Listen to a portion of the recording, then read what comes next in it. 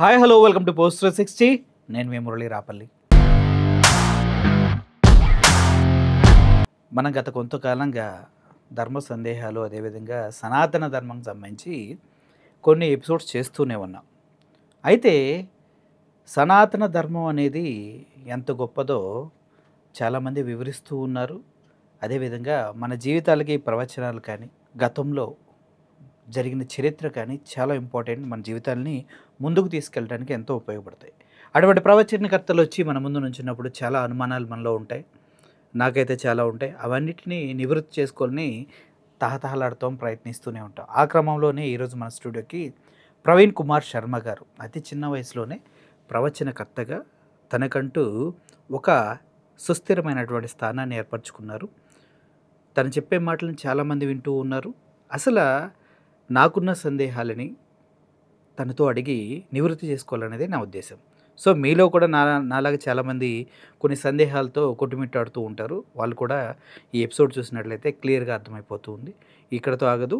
ఈ ధర్మ సందేహాలు కానీ సంస్కృతి సాంప్రదాయాలకు సంబంధించినటువంటి అనేక సందేహాలకు సంబంధించిన విషయాలు మేము ముందుకు తీసుకొచ్చే ప్రయత్నం చేస్తాం. ముందుగా ప్రవీణ్ కుమార్ శర్మ గారికి మన స్టూడియోకి వెల్కమ్ చెప్తాం. థ్యాంక్ యూ అండి. Welcome to our studio sir. నమస్తే, ఎలా ఉన్నారు? I'm very fine sir. మీరు? I'm super good. ఎలా సార్ ఇంత చిన్న వయసులోనే మీరు ఎలా ఇంత ముందుకు వెళ్ళగలుగుతూ ఉన్నారు? ఎలా ఒక ప్రవచనకర్తగా మిమ్మల్ని మీరు ఎస్టాబ్లిష్ చేసుకుంటూ వెళ్తూ ఉన్నారు? వయస్సుకి జ్ఞానానికి సంబంధం లేదని నా ఉద్దేశం. ఓకే. ప్రహ్లాదుడికి వయస్సు చిన్నప్పుడే కానీ భగవత్ సాక్షాత్కారాన్ని పొందాడు. ధ్రువుడికి 5 ఏళ్ళు ఉన్నప్పుడే తపస్సు చేయాలనిపించింది.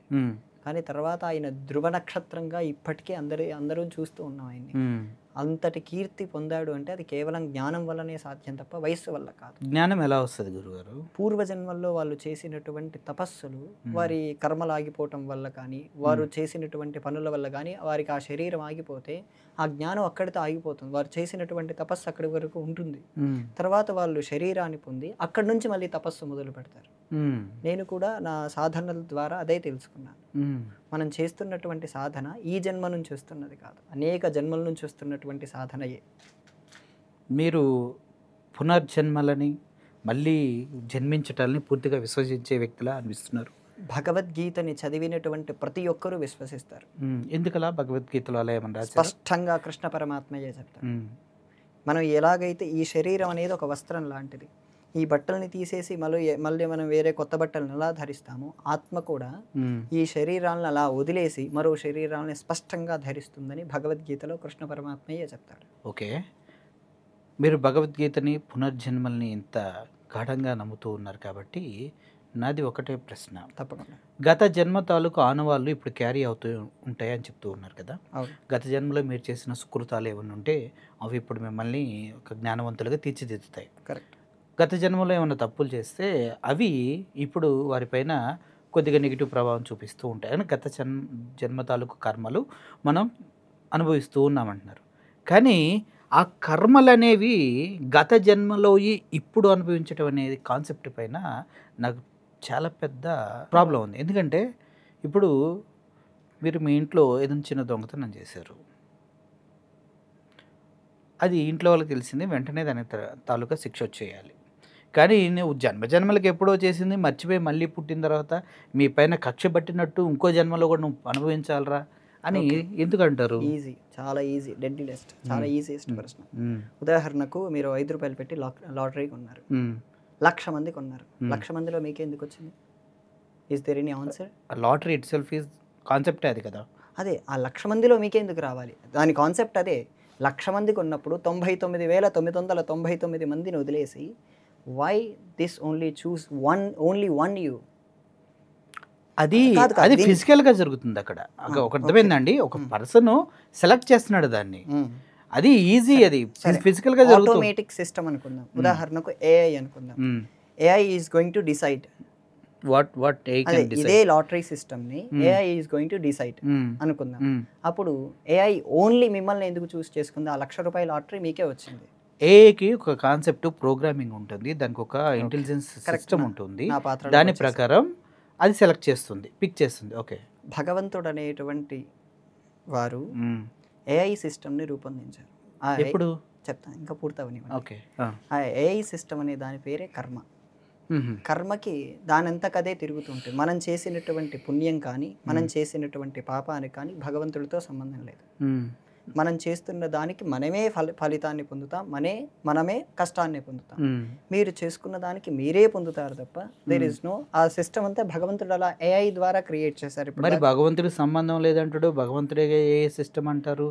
మీకు ఇంకా క్లారిటీ రాలేదు. నేను చెప్పింది ఏంటంటే, మీరు క్లారిటీగా మీరు చెప్పింది నాకు అర్థమైంది. ఏ సిస్టమ్ని భగవంతుడు డెవలప్ చేశారు మీరే అంటున్నారు. కరెక్ట్. మనం చేసే కర్మ ఫలాలతో భగవంతుడికి సంబంధం లేదంటారు. కరెక్ట్. ఇప్పుడు మళ్ళీ భగవంతుడే దాన్ని సృష్టించారు, దానికి నెక్స్ట్ జన్మలో మనకు కావాల్సినవి కూడా భగవంతుడే ఇస్తారంటారు. భగవంతుడు ఫలప్రదాత అంతే. దాన్ని ఫలితాన్ని అందించడానికే. అది ఎలా ఫలితాన్ని ఇస్తారు? మనం ఆ జన్మలో ఎలా ఏం చేసామనే దాన్ని బట్టే ఫలితం వస్తుంది తప్ప, అంటే ఆ జన్మలో నేను వచ్చుగా ఇంకో జన్మ క్యారీ చేయటం ఎందుకనే నాకు ఆ జన్మలో మీకు అంత ఆయుష్ ఉండాలి కదా. ఇప్పుడు అంటే దేవుడికి కూడా ఇప్పుడు నేను తప్పు చేస్తే నీకు వచ్చే జన్మ వరకు నీ ఎంతో చూస్తా, వెయిట్ చేయరా బేట, ఆయనే ఈ జన్మలో నిన్ను చంపేస్తా, నెక్స్ట్ జన్మలో నువ్వు మామూలుగా పుట్టావు, అప్పుడు నీ అంత చూస్తా, ఇటువంటి మైండ్ సెట్ ఉంటుందా? అస్సలు కాదు. భగవంతుడు అత్యంత ప్రేమమూర్తి. భగవంతుడికి ఒక పేరు ఉంది, అపార కరుణా సింధుం అని. మార్కండేయుడు తన పూర్వజన్మల కర్మల ద్వారా పొందిన వయస్సు ఎంత అంటే 16 ఏళ్ళు. కానీ తను చేసినటువంటి సాధన ద్వారా, తను చేసినటువంటి తపస్సు ద్వారా కొన్ని మన్వంతరాలు అంటే కొన్ని మిలియన్ సంవత్సరాలు ఈ రోజుకి బ్రతికే ఉన్నారు. ప్రూఫ్స్ లేనివి కాదు, ప్రూఫ్స్ ఉన్నాయి. ఎందుకు లేవు? ఇప్పుడు మార్కండేయుని మీరు చూడాలనుకుంటున్నారా? ఇక్కడ స్టూడియోకి రమ్మంటే పిలుస్తాడనుకో, స్టూడియోకి రావాలి. అలా కాదు, మీరు తపస్సు చేయాలి. నాకు అన్నీ భగవంతుడు మెటీరియల్గా కనపడాలి అంటే కాదు. ప్రపంచం మెటీరియల్ కాదు, ప్రపంచం చాలా కారణాల్లో ఉంది. ఇప్పటికీ మీరు చాలా మంది శాస్త్రవేత్తలను అడగండి, వాళ్ళకి చాలా సమాధానాలు తెలియవు. ఈ ప్రపంచం 3 రకాలుగా కనపడుతుంది. సూక్ష్మ ప్రపంచం, జ్ఞాన ప్రపంచం, విజ్ఞాన ప్రపంచం. మనం కేవలం భౌతికంగా కనపడేటువంటి ప్రపంచాన్ని మాత్రమే చూసి ఇది సత్యం అనుకుంటే అది భ్రాంతి. కానీ ఇంకా సూక్ష్మ ప్రపంచంలో జరిగేవి చాలా ఉన్నాయి, దాన్ని కూడా గమనించాలి. ఆ గమనించటంలోనే ఈరోజు విజ్ఞాన శాస్త్రవేత్తలందరూ ప్రయత్నాలు చేస్తున్నారు. ఆ ప్రపంచాన్ని పరిశీలన చేస్తే వీళ్ళందరూ సైన్స్ని దేవుడిని ఎందుకు ముడిపెడుతున్నారు? సైన్స్ ఈజ్ డిఫరెంట్ కదా. సైన్స్ ఎప్పుడు కూడా దేవుడు ఉన్నాడు అన్నది ఒప్పుకోదు. మీరు సైన్స్ని దేవుడిని ముడిపెడతాం అనేది ఇక్కడ చాలా ప్రాబ్లమాటిక్. ప్రాబ్లం ఎప్పటికీ కాదు. ప్రాచీనాన్ని ప్రస్తుతాన్ని సమన్వయం చేయాలి. ప్రాచీనం అవుట్డేటెడ్ ఎప్పటికీ కాదు. ప్రాచీనం అనేటువంటి జ్ఞానం ఉన్నప్పుడే ప్రస్తుతం అర్థమవుతుంది. ఒకవేళ అవుట్డేటెడ్ అయితే అప్పుడెప్పుడో 100 ఏళ్ల కిందట చనిపోయినటువంటి శాస్త్రవేత్తలు చేసిన రీసెర్చ్లు ప్రాచీనం అని కొట్టేయచ్చు కదా. ఏమున్నాయండి అలా? మీరు ఇప్పుడు 100 ఏళ్ల క్రితం చేసినవి ఇప్పుడు అడ్వాన్స్డ్గా ఉన్నాయి అన్నది ఏమున్నాయి చెప్పండి, ఒకటి చెప్పండి. ఇప్పుడు ఏఐ అనేది ఎన్ని సంవత్సరాల క్రిందట పుట్టింది మీకు తెలిసి? Recently invented. చాలా కాలం, 1983 నుంచి దీనికి ట్రై చేస్తూనే ఉన్నారు. అది వేరు సార్. ట్రై చేయటం మనుషులు వదిలేసేయండి. మనుషులు ట్రై చేస్తుంది, అంతకుముందు నుంచి కూడా ట్రై చేస్తున్నారు. అది వదిలేసేయండి. సక్సెస్ఫుల్గా మనుషులకి ప్రజలకు అందుబాటులోకి వచ్చిన దాని గురించే మాట్లాడు. 25 years నుంచి ఏఐ అనేది సింపుల్గా మన పైన వర్కౌట్ అవుతుంది, సోషల్ మీడియా డెవలప్ అయినప్పుడు దగ్గర నుంచి. బట్ నేను అంటుంది ఏంటి, మీరు ప్రాచీనాన్ని ఇప్పుడు ముడిపెడుతూ ఉన్నారు కదా, దానికి చెప్పండి. ప్రాచీనాన్ని ఇప్పుడు ఏఐ అనేది ప్రాచీనంలో ఎక్కడుంది? లేదు కదా. ఓకే, సనాతన ధర్మం మీరు అనేది కాన్సెప్ట్ ఆచారంలోకి వస్తున్నారు అంతే కదా. నాకు 2 కాన్సెప్ట్లు క్లియర్ కాల. ఒకటి, నాకు పునర్జన్మ ఉందని మీరు ఎలా ఫీల్ చేస్తారు? ఒకవేళ ఆ పునర్జన్మ ఉంటే భగవంతుడు అనేవారు శాడిస్టా, లేకపోతే ఇంకొక కుట్రపూరితుడా, పగబెట్టుకునేవాడా, నువ్వు ఈ జన్మలో ఇది చేసావు, నెక్స్ట్ జన్మలో నీ ఎంతో చూస్తా బిడ్డ అని ఇంకో జన్మ ఇచ్చి పగ తెచ్చుకోవడానికి? అండ్ ఇంకోటి కూడా చెప్తున్నా, దీనికి అదే ప్రశ్న గురువు గారు ఒక్క నిమిషం, ఎండ్ చేస్తా. మనిషి జన్మే అత్యంత గొప్పది, అదే చివరి జన్మ అని కూడా చెప్తాం. కరెక్ట్. మరి నెక్స్ట్ జన్మ అనేది మీరు ఎలా చెప్తారు? తప్పకుండా దీనికి ఉదాహరణ చెప్తాను. 84 లక్షల మెట్లు ఉన్నాయి. ఎక్కడ? ఉదాహరణ చెప్తున్నాను. ఓకే, 84 లక్షల మెట్లు ఉన్నాయి. దాంట్లో మీరు 83,99,999 మెట్లు ఎక్కారు.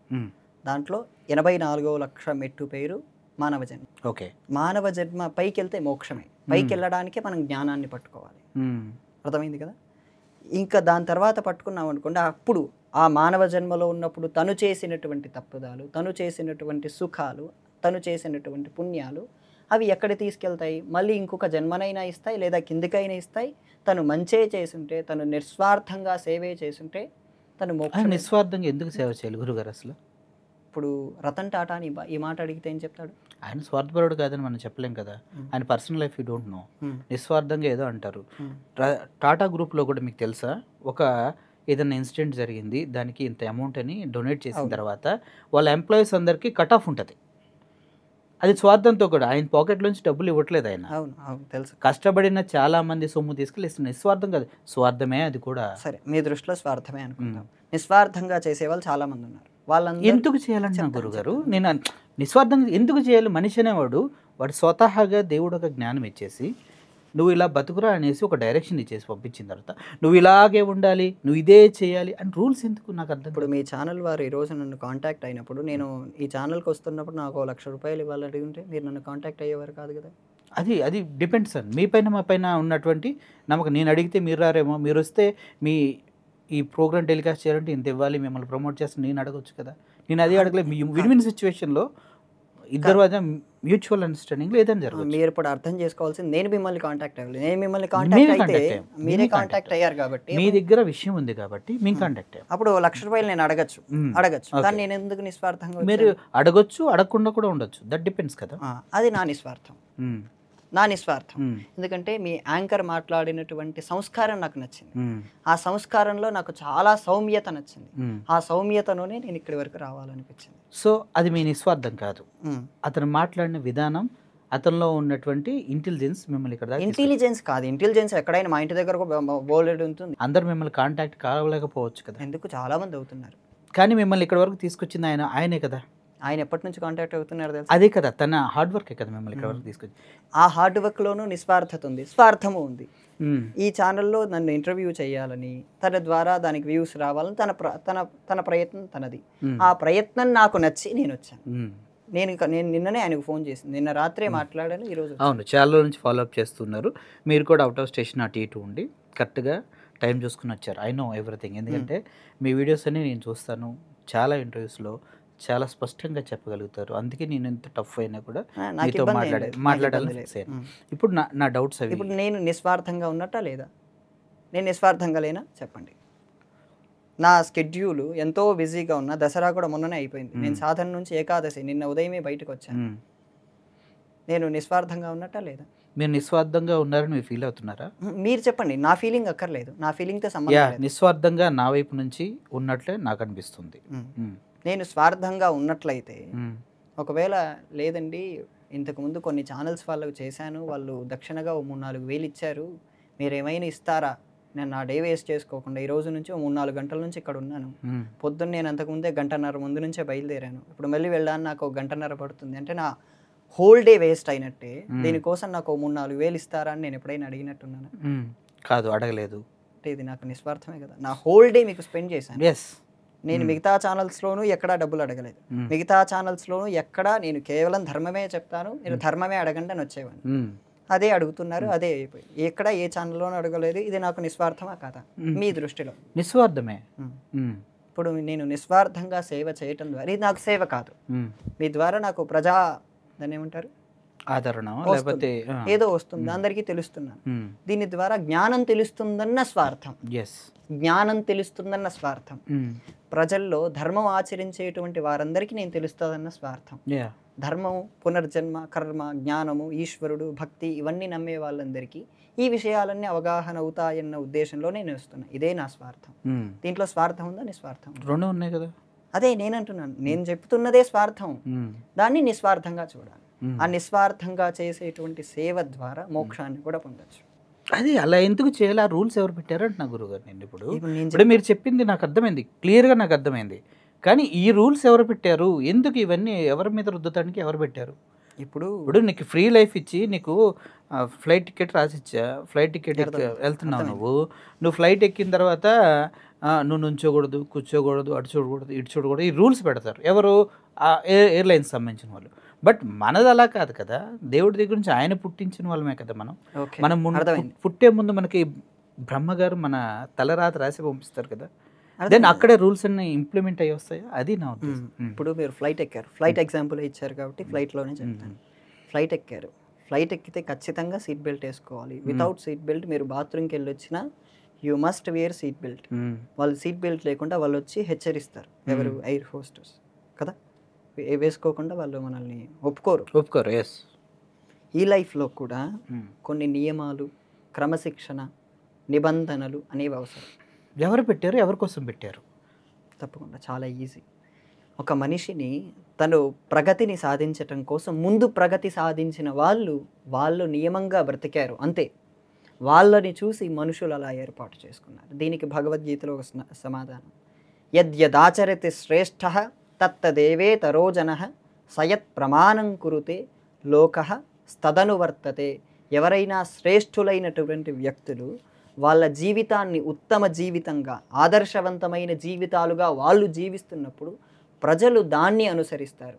భగవంతుడైనటువంటి కృష్ణ పరమాత్మ చెప్పిన దానినే ప్రజలందరూ అనుసరించారు. ఆ అనుసరించినటువంటి పద్ధతినే ఈ రోజుటికి కొన్ని కోట్ల మంది అనుసరిస్తున్నారు. అదే మార్గంలో ముక్తి పొందుతున్నారు. అదే మార్గంలో ధర్మం అనేటువంటి సుఖాన్ని పొందుతున్నారు. ధర్మంలో సుఖం ఎక్కడ ఉందండి? ధర్మంలోనే సుఖం ఉంది, అధర్మంలో అజ్ఞానమే ఉంది. సుఖం అంటే ఏంటి? ఇది లావిషా, లగ్జరీయా? అదా సుఖం అంటే? భూమి మీద అదే సుఖం అంటే. మనీ, మందు, మగువ, ఇవే సుఖాలు. అస్సలు కాదు. ఇది ఒక స్థాయి. దీన్ని మెటీరియలిజం అంటారు. ఈ మెటీరియలిజంలో, ఈ భావనలో ఇదే చూస్తారు. కానీ ధర్మం అనేటువంటి ఆలోచనకు వచ్చినప్పుడు పూర్తి స్థాయిలో అసలు సుఖం కాదు. ఏదైనా స్త్రీని అడగండి, వాళ్ళు లలితా సహస్రనామాలు వంటి చేసుకునే స్త్రీని అడగండి, ఆవిడ సుఖం అంటే ఏంటో ఆవిడకైనా తెలుస్తుంది. ఈజీ. సుఖం అంటే జ్ఞానమే.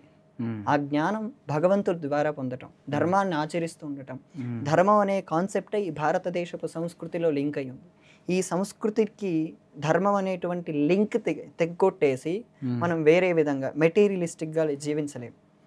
ఇది మనం ఏ కాన్సెప్ట్లో అయినా చూడొచ్చు. నేను ఇప్పటిదాకా ఆఫీస్లో ఎంటర్ అవ్వగానే గణపతిని చూశాను. మీరు ధర్మం ఆచరించరు, ధర్మస్వరూపమే గణపతి. మరి ఎందుకు మీరు గణపతిని పెట్టారు?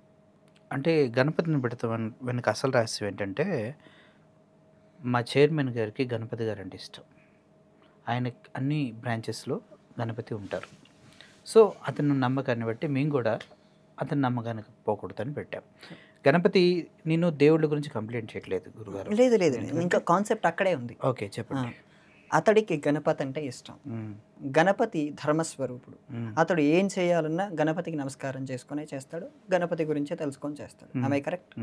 అప్పుడు అతడు మంచి చేయాలన్న ఉద్దేశమే అతడి మనసులో పుట్టేది. దేవుడు, కర్మ, భక్తి అనేది వదిలేసేయండి. అతడు మంచి చేయాలన్న ఉద్దేశమే అతడికి ఉంటే ఇన్ని వందల మందికి ఎంప్లాయ్మెంట్ ఆ గణపతి ద్వారానే కదా సృష్టించబడింది. ఆయన గణపతికి నమస్కారం చేసుకొని నాకు ఈ కార్యాలు ముందుకెళ్ళేటట్టు చెయ్యి నాయనా అని పెట్టుకున్నందుకే ఇవన్నీ ముందుకు వచ్చాయి. మీరు గణపతి గురించి చెప్తున్నారు గురుగారు. ఓకే, అమెరికన్ కంపెనీ ఉంది. వాళ్ళు కూడా బేసిక్గా కొన్ని లక్షల మందికి ఇండియా నుంచి తీసుకెళ్ళి అమెరికాలో జాబ్లు ఇస్తున్నారు. వాళ్ళు క్రిస్టియన్స్. అంత మాత్రాన అక్కడ సంప్రదాయాలు మన ఏం ఉండవు. అంత మాత్రాన అమెరికన్స్ దేవుడు కాదనుకుంటారు. ఇంకా మీ ప్రశ్నని మరింత బలవత్తరం చేయమంటారా? చేయండి, అదే కావాలి. ఎలోన్ మస్క్ ఉన్నాడు. ఎలోన్ మస్క్ ప్రపంచ కుబేరుల్లో ఒకడు. ఇప్పుడు నెంబర్ 2కి వచ్చాడు. అంతకుముందు నెంబర్ 1గా ఉండేవాడు. మైక్రోసాఫ్ట్ కంపెనీ ఉంది.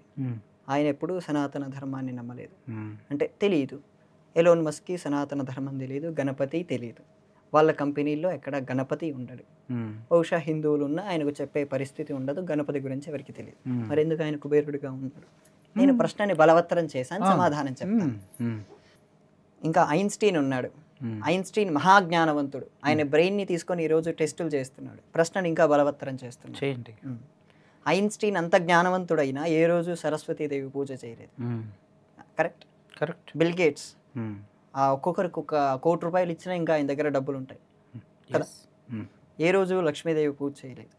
మీరు ఎందుకు ధనాన్ని పొందాడు? ఇదే ఈ ప్రశ్నని బలవత్తరం చేస్తూ ముందడిగినటువంటి పూర్వజన్మ ప్రశ్నకు ఇక్కడే లింకు దొరుకుతుంది. వాళ్ళు పూర్వజన్మల్లో ఇక్కడ సాధనలు చేసి, ఇక్కడంటే ఈ అంతకుముందు జన్మలు కావచ్చు, అంతకంటే ముందు జన్మలు కావచ్చు, వాళ్ళు ఇక్కడే పుట్టుండొచ్చు, ఇక్కడే సాధనలు చేసి ఉండొచ్చు, ఇక్కడే లక్ష్మీదేవి ఆరాధనలు చేసి ఉండొచ్చు. వాళ్ళు ఆ జన్మ అయిపోయేసరికి వాళ్ళు ఫలితాలను పొందలేకపోవచ్చు. కారణం వాళ్ళ ఆయుష్ అయిపోయి ఉండొచ్చు. ఈ ఉండొచ్చులే పెద్ద ప్రాబ్లం గురుగారు. ఇలా ఉండొచ్చు, అలా ఉండొచ్చు, ఇలా ఉండొచ్చు అని మీరు చెప్తున్నారు. ఇవి ఒకవేళ ఆయన నిజంగా ఇక్కడ తపస్సు చేస్తే మళ్ళీ ఇక్కడే పుట్టేవారు, మళ్ళీ మన హిందూ దైవుల్ని ఆరాధించేవారు. ఎందుకంటే ఆరాధించాలనే ఉంది ఇక్కడ కాన్సెప్ట్. మీరు అర్థం చేసుకోండి. వాళ్ళు చేసినట్టు ఇప్పుడు గురుగారు, నేను టమాటా మొక్కని నాటా టమాటాలే కాస్తేగా. నేను మన హిందూ దేవుళ్ళకి పూజ చేసి తపస్సు చేశా, మరి నేను హిందూగా పుట్టాలిగా. ఈ ప్రపంచమంతా భగవంతుడే ఉన్నప్పుడు, ప్రపంచంలో ఒకే పరమాత్మ అనేక రూపాల్లో వ్యక్తం అయినప్పుడు హిందూ అనే మీరు డిఫరెన్షియేషన్ ఎందుకు తీసుకొస్తున్నారు? ఇది మీరు బిలీవ్ చేస్తున్నారా? ప్రపంచమంతా ఒకే పరమాత్మ అని నేను బిలీవ్ చేస్తాను. బిలీవ్ చేస్తున్నారా? సనాతన- ఎవరండి ఆయన? ఏకం సద్విప్ర బహుధా వదంతి అని వేదమే చెప్పింది. అదే ఎవరండి మీ ఉద్దేశం? పరమాత్మ అని నేను చెప్తున్నాను. నా ఉద్దేశమే పరమాత్మ స్వరూపం ఏంటి అని నేను అడుగుతాను. పరమాత్మకు నిరాకారం అనే స్వరూపం. మరి అటువంటిప్పుడు గుళ్ళల్లో ఎందుకు విగ్రహాలు పెట్టి పూజిస్తున్నారు? చెప్తాను. చర్చిల్లో కూడా పూజిస్తున్నారు. ముస్లిమ్స్ చర్చిలు ఆ కాన్సెప్ట్ మనం మాట్లాడనక్కర్లేదు. అది కూడా చెప్పాలనే చెప్తాను, నాకేం అభ్యంతరం లేదు. గుళ్ళల్లో ఎందుకు నిరాకారుడైనటువంటి చెప్తాను. రూపాన్ని తీసుకొచ్చి ఎందుకు ఇక్కడ పూజిస్తూ ఋషులు వారి తపశ్శక్తి చేత వారు తపస్సు చేస్తున్నప్పుడు వారు భగవంతుణ్ణి దర్శించాలని తపస్సు చేశారు. తపస్సు చేస్తున్నప్పుడు భగవంతుడు నిరాకారుడైనప్పుడు వీళ్ళకు దర్శనం ఇవ్వాలంటే నిరాకారంగా దర్శనం కుదరదు. వీళ్ళు ఏ రూపంగా అయితే దర్శనం వాళ్ళు మంత్రాన్ని ఉపాసన చేస్తున్నారో కొన్ని కోట్ల సంవత్సరాల నుంచి ఆ రూపాన్ని భగవంతుడు దర్శించి వాళ్ళ ముందుకు వచ్చాడు. ఆ రూపాన్ని మనం ఈరోజు గుళ్ళల్లో పూజ చేస్తున్నాం. అంటే 3 కోటి రూపాయలు అవసరమైనాయి మనకి. 3 కోటి మంది తపస్సులు చేశారు. అంతే, ఇంకా అక్కడితో అయిపోయిన తర్వాత ఎవరు చేయట్లేదు అంటారు. 3 కోటి మంది అంటే ఇక్కడ కాన్సెప్ట్ 3 కోటి అంటే 33 కోట్ల మంది దేవతలని కాదు, వాళ్ళందరూ గణాలు అని అర్థం. 33 గణాలే 33 కోట్ల మంది దేవతలు. ఇప్పుడు ఒక ఆఫీస్ ఉందండి, ఆఫీస్లో CEO అంటే మీ ఆయన పేరే చెప్తారు, కానీ ఆయన కింద ఎంప్లాయీస్ ఉంటారు కదా, ఆయన కింద PA ఉంటారు కదా, వాళ్ళందరూ కూడా ఆ కంపెనీకి చెందినవారే కదా. టెస్లా అనే కంపెనీ చెప్తే మనకి ఎలోన్ మస్కే గుర్తొస్తాడు, కానీ దాన్ని నడిపిస్తున్న వెనకాల ఎంతమంది పేరున్నారు? ఉంటారు, లక్షల మంది ఉంటారు. ఆ లక్షల మంది కూడా ఆయన కింద. ఇప్పుడు మనం ట్రాక్ తప్పిపోతున్నాం. ఇప్పుడు మీరు ఎలాన్ మస్క్ చెప్పారు, బిల్ గేట్స్ చెప్పారు, వీళ్ళందరూ చెప్పారు కదా, వీళ్ళు మీరు అన్నట్టుగానే సరస్వతి ఆధారం చేయలేదు, లక్ష్మీదేవి పూజించలేదు, వీళ్ళకి డబ్బులు ఎలా వచ్చిండే, మళ్ళీ పూర్వజన్మ అంటారు కదా. కరెక్ట్. అదే అసలు పూర్వజన్మ ప్రూఫ్స్ ఏం లేవు కదా అంటున్నా నేను. అది వేల మంది. ఎవరు? ఇప్పుడు గీతా ప్రెస్ వారు ఒక పుస్తకం ప్రింట్ చేశారు, అది ప్రూఫ్లతో సహా ఉంటుంది. పునర్జన్మ వాస్తవాలు అని తెలుగులోనే ఉంటుంది పుస్తకం. జయానంద్ వారి పేరు అదే. వారు పుస్తకం ప్రింట్ చేశారు. ఆ పుస్తకంలో వారు ప్రూఫ్లతో సహా ఇచ్చారు. ఈరోజు చనిపోయిన వాళ్ళు కొద్ది నెలల తర్వాతే పుట్టి నువ్వు నన్ను 8 సంవత్సరాల కిందట చంపేశావని చెప్పి వాళ్ళే వచ్చి గుర్తుపట్టిన. ఈ స్టోరీస్ అన్ని నేను చదివాను. రీఇన్కార్నేషన్ బేబీస్ దానిపైన పెద్ద నేను రీసెర్చ్ చేశాను. మంచిది. బట్ అమెరికాలో పుట్టిన వాళ్ళు అమెరికాలోనే చెప్తూ ఉన్నారు కదా, నేను ఇక్కడే పుట్టాను, నేను జీసస్ని పూజ చేశాను. అక్కడ వాళ్ళు అక్కడ ఫస్ట్ ఇన్కరేజ్ గాంధీ గారు ఉన్నప్పుడు కూడా ఒక రీఇన్కార్నేషన్ బేబీ ఉన్నారు. తను నేను ఉత్తరప్రదేశ్ చేసుకున్నారు. ఇప్పుడు అమెరికాలో చాలా మంది ఉన్నారు. అక్కడ కూడా వాళ్ళు మళ్ళీ గతంలో కూడా మేము క్రిస్టియన్స్ అని చెప్తూ ఉన్నారు కదా. మంచిదే కదా. అదే కదా నేను అంటున్నాను. ఇప్పుడు మీరు చెప్పిన ప్రకారం పరమాత్ముడు ఒక్కడే అయినప్పుడు, రూపాలు వేరైనప్పుడు, ఇక్కడ తపస్సు చేసిన వాళ్ళకి అమెరికాలో కోటీశ్వరులు అయినప్పుడు మరి వాళ్ళు హిందువులుగా ఎందుకు పుట్టలేదు అనేది కదా నా పాయింట్. ఇంగ్లీష్లో శ్రీఎం అని ఒక ఆయన ఉన్నారు, వారి యూట్యూబ్ ఛానల్ పేరే శ్రీరామ్, చాలా పెద్దవారు. వారితో ఇంటర్వ్యూ అన్ని కూడా ఇండియా టుడే లాంటి వాళ్ళందరూ తీసుకుంటారు. Very good. ఈ జన్మలో వారు ముస్లిం. దానికి వారు సమాధానం చెప్పారు. నేను ఆయన పూర్వజన్మలో గంగానది దగ్గర చాలా కాలం ఉండేవారు. కాశీలో గంగానది దగ్గర చాలా కాలం ఉండేవారు. ఉన్నప్పుడు అక్కడ ఏదో తప్పు చేశారు. దాని తర్వాత నేను ఈ జన్మ ఆయన ధ్యానం ద్వారా తెలుసుకున్నారు. ఇది ఆయన ముస్లింగా ఉన్నారు, ఇప్పటికీ బ్రతికే ఉన్నారు, ఎగ్జిస్టెడ్ అయి ఉన్నారు. నేను ధ్యానం ద్వారా తెలుసుకున్నాను, నేను పూర్వజన్మలో నేను జ్ఞానినే, నేను హిందువుని. ఈ జన్మలో నేను చేసినటువంటి తప్పిదం ద్వారా నేను ఈ విధంగా పుట్టాను. అంటే ముస్లింగా పుట్టడం తప్పు కాదు. ఈ జన్మలో ఇలా పుట్టడం తప్పన్నారు తప్ప ముస్లింగా తప్పు పుట్టడం. ఈ జన్మలో ఎలా పుట్టారు? ఆయన చేసినటువంటి తప్పిదం ద్వారా. ఆయనకి ఎవరు చెప్పారు ఆ విషయం? ఆయనయే ధ్యానం ద్వారా తెలుసుకున్నారు. ఆయన పెద్ద యోగి అండి. గురుగారు, ఇలా అయితే చాలా మంది నేను బాబాలని నాకు దేవుడు బాబా అనట్లేదు, పూజించాలన్నట్లేదు. మీరు చెప్పింది కరెక్టే. స్వప్రకటితం అని ఒకటి ఉంటుంది.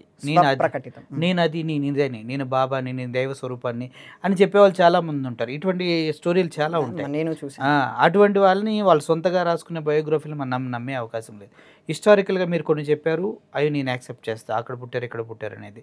ఎందుకంటే నేను కూడా దానిపైన రీసెర్చ్ చేశాను కాబట్టి.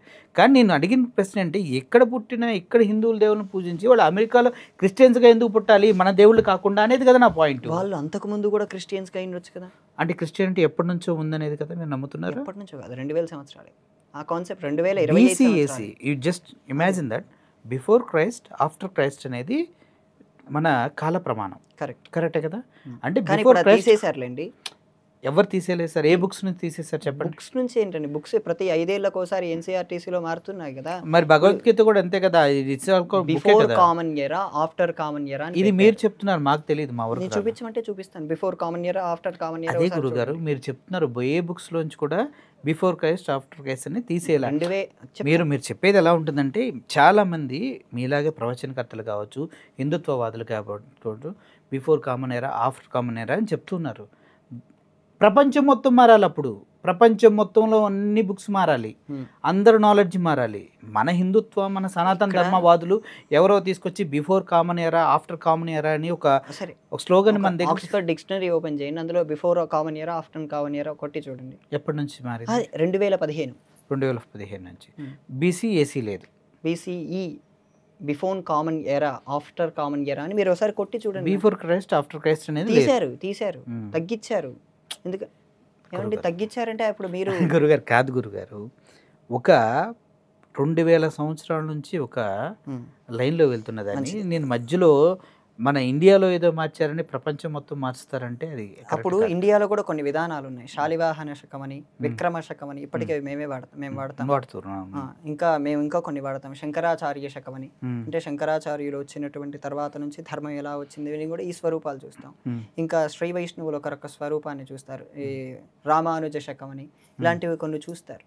ఇప్పుడు జీసస్ని అలా బిఫోర్ క్రైస్ట్ ఆఫ్టర్ క్రైస్ట్ అని చూసినప్పుడు భారతదేశానికి చెందినటువంటి ఈ సంస్కృతికి చెందిన మనము శాలివాహన శకం అని పెట్టుకుంటే తప్పేం కాదుగా, విక్రమ శకం అని పెట్టుకుంటే తప్ప. విక్రమ శకానికి వెళ్తే 6-7 గ్రంథాలు అలా లేదు కదా. ఏ గ్రంథాల్లో అదే గ్రంథాల పేర్లు చెప్పు. నేను చదువుకున్న బుక్స్ 8లో కూడా శాలివాహన శకం, విక్రమ శకం, లేదంటే ఆచార్యుల శకం ఏం లేవు కదా. అది కారణం కమ్యూనిస్టులు. ఇండియా కమ్యూనిస్ట్ కంట్రీయా? చెప్తాను. చరిత్ర రాసినటువంటి వాళ్ళు దాదాపు కమ్యూనిస్ట్. ఆఫ్టర్ ఇండిపెండెన్స్ గురించి మాట్లాడుతున్నారు మీరు. అంతకుముందు లేవు ఇవి? అంతకుముందు దాదాపు లేవు. మీరు చూపిస్తారంటే నేను విక్రమ శకం, శాలివాహన శకం అని మేము పాఠశాలవే చదువుకున్నాం. మేము చదువుకుంది వేద పాఠశాలలో. మా వేద పాఠశాలలో విక్రమ శకం అని, శాలివాహన శకం అని మేము సంకల్పంలో అవే చెప్తాం. మంచిది గురుగారు. శకాలు ఏమైతే ఏమంది, కానీ మనకు కావాల్సింది వాస్తవాలు. ఇప్పుడు వీళ్ళిద్దరు వాస్తవాలే, నేను కాదనట్లేదు, నేను అది కాదన్నా. ఎందుకంటే మీరు చదువుకున్నారు, అది నాకు తెలుసు కాబట్టి నేను కాదన్నా. ఆ శకాలు నాకు తెలియవు, కేవలం మీ వేద పాఠశాలలో చదువుకున్నటువంటి మంచి వారికి తెలుస్తాయి. ఎందుకు ఇప్పుడు చాలామంది చదువుకుంటున్నారు. ఇప్పుడు గురుగారు, దేవునికి ఒక రూపం ఇచ్చాం, గత జన్మ ఉందని మనం నమ్ముతూ ఉన్నాం. ఎక్కడో మన లక్ష్మీదేవిని, సరస్వతిని పూజించిన వాళ్ళు ప్రపంచంలో జ్ఞానులయ్యారు, కోటాను కోట్ల పడుగులెత్తి ప్రపంచ కుబేర్లు అయ్యారు. కుబేర్లు అనకూడదు అని, ప్రపంచ ధనవంతులయ్యారు. కుబేర్లు అంటే మనం మళ్ళీ దీనికి వచ్చేసి ధనవంతులయ్యారు. వీటన్నిటికి కారణం ఏంటి? గతంలో వాళ్ళు చేసిన కర్మలు అంటున్నారు. కర్మకి ప్రామాణికం ఏంటనేది మీరు చెప్పిందంటే ఈ జన్మలో చేస్తే నెక్స్ట్ జన్మకి. నేను అడుగుతుంది ఏంటంటే, దేవుడు అంతా గుర్తుపెట్టుకుని మమ్మల్ని పగబట్టి కక్ష తీర్చుకుంటాడా అంటే లేదు, ఆయన సౌమ్యుడు అని చెప్తూ ఉన్నారు. సౌమ్యుడు, మన కర్మఫలాలు మనమే క్యారీ చేయాలన్న.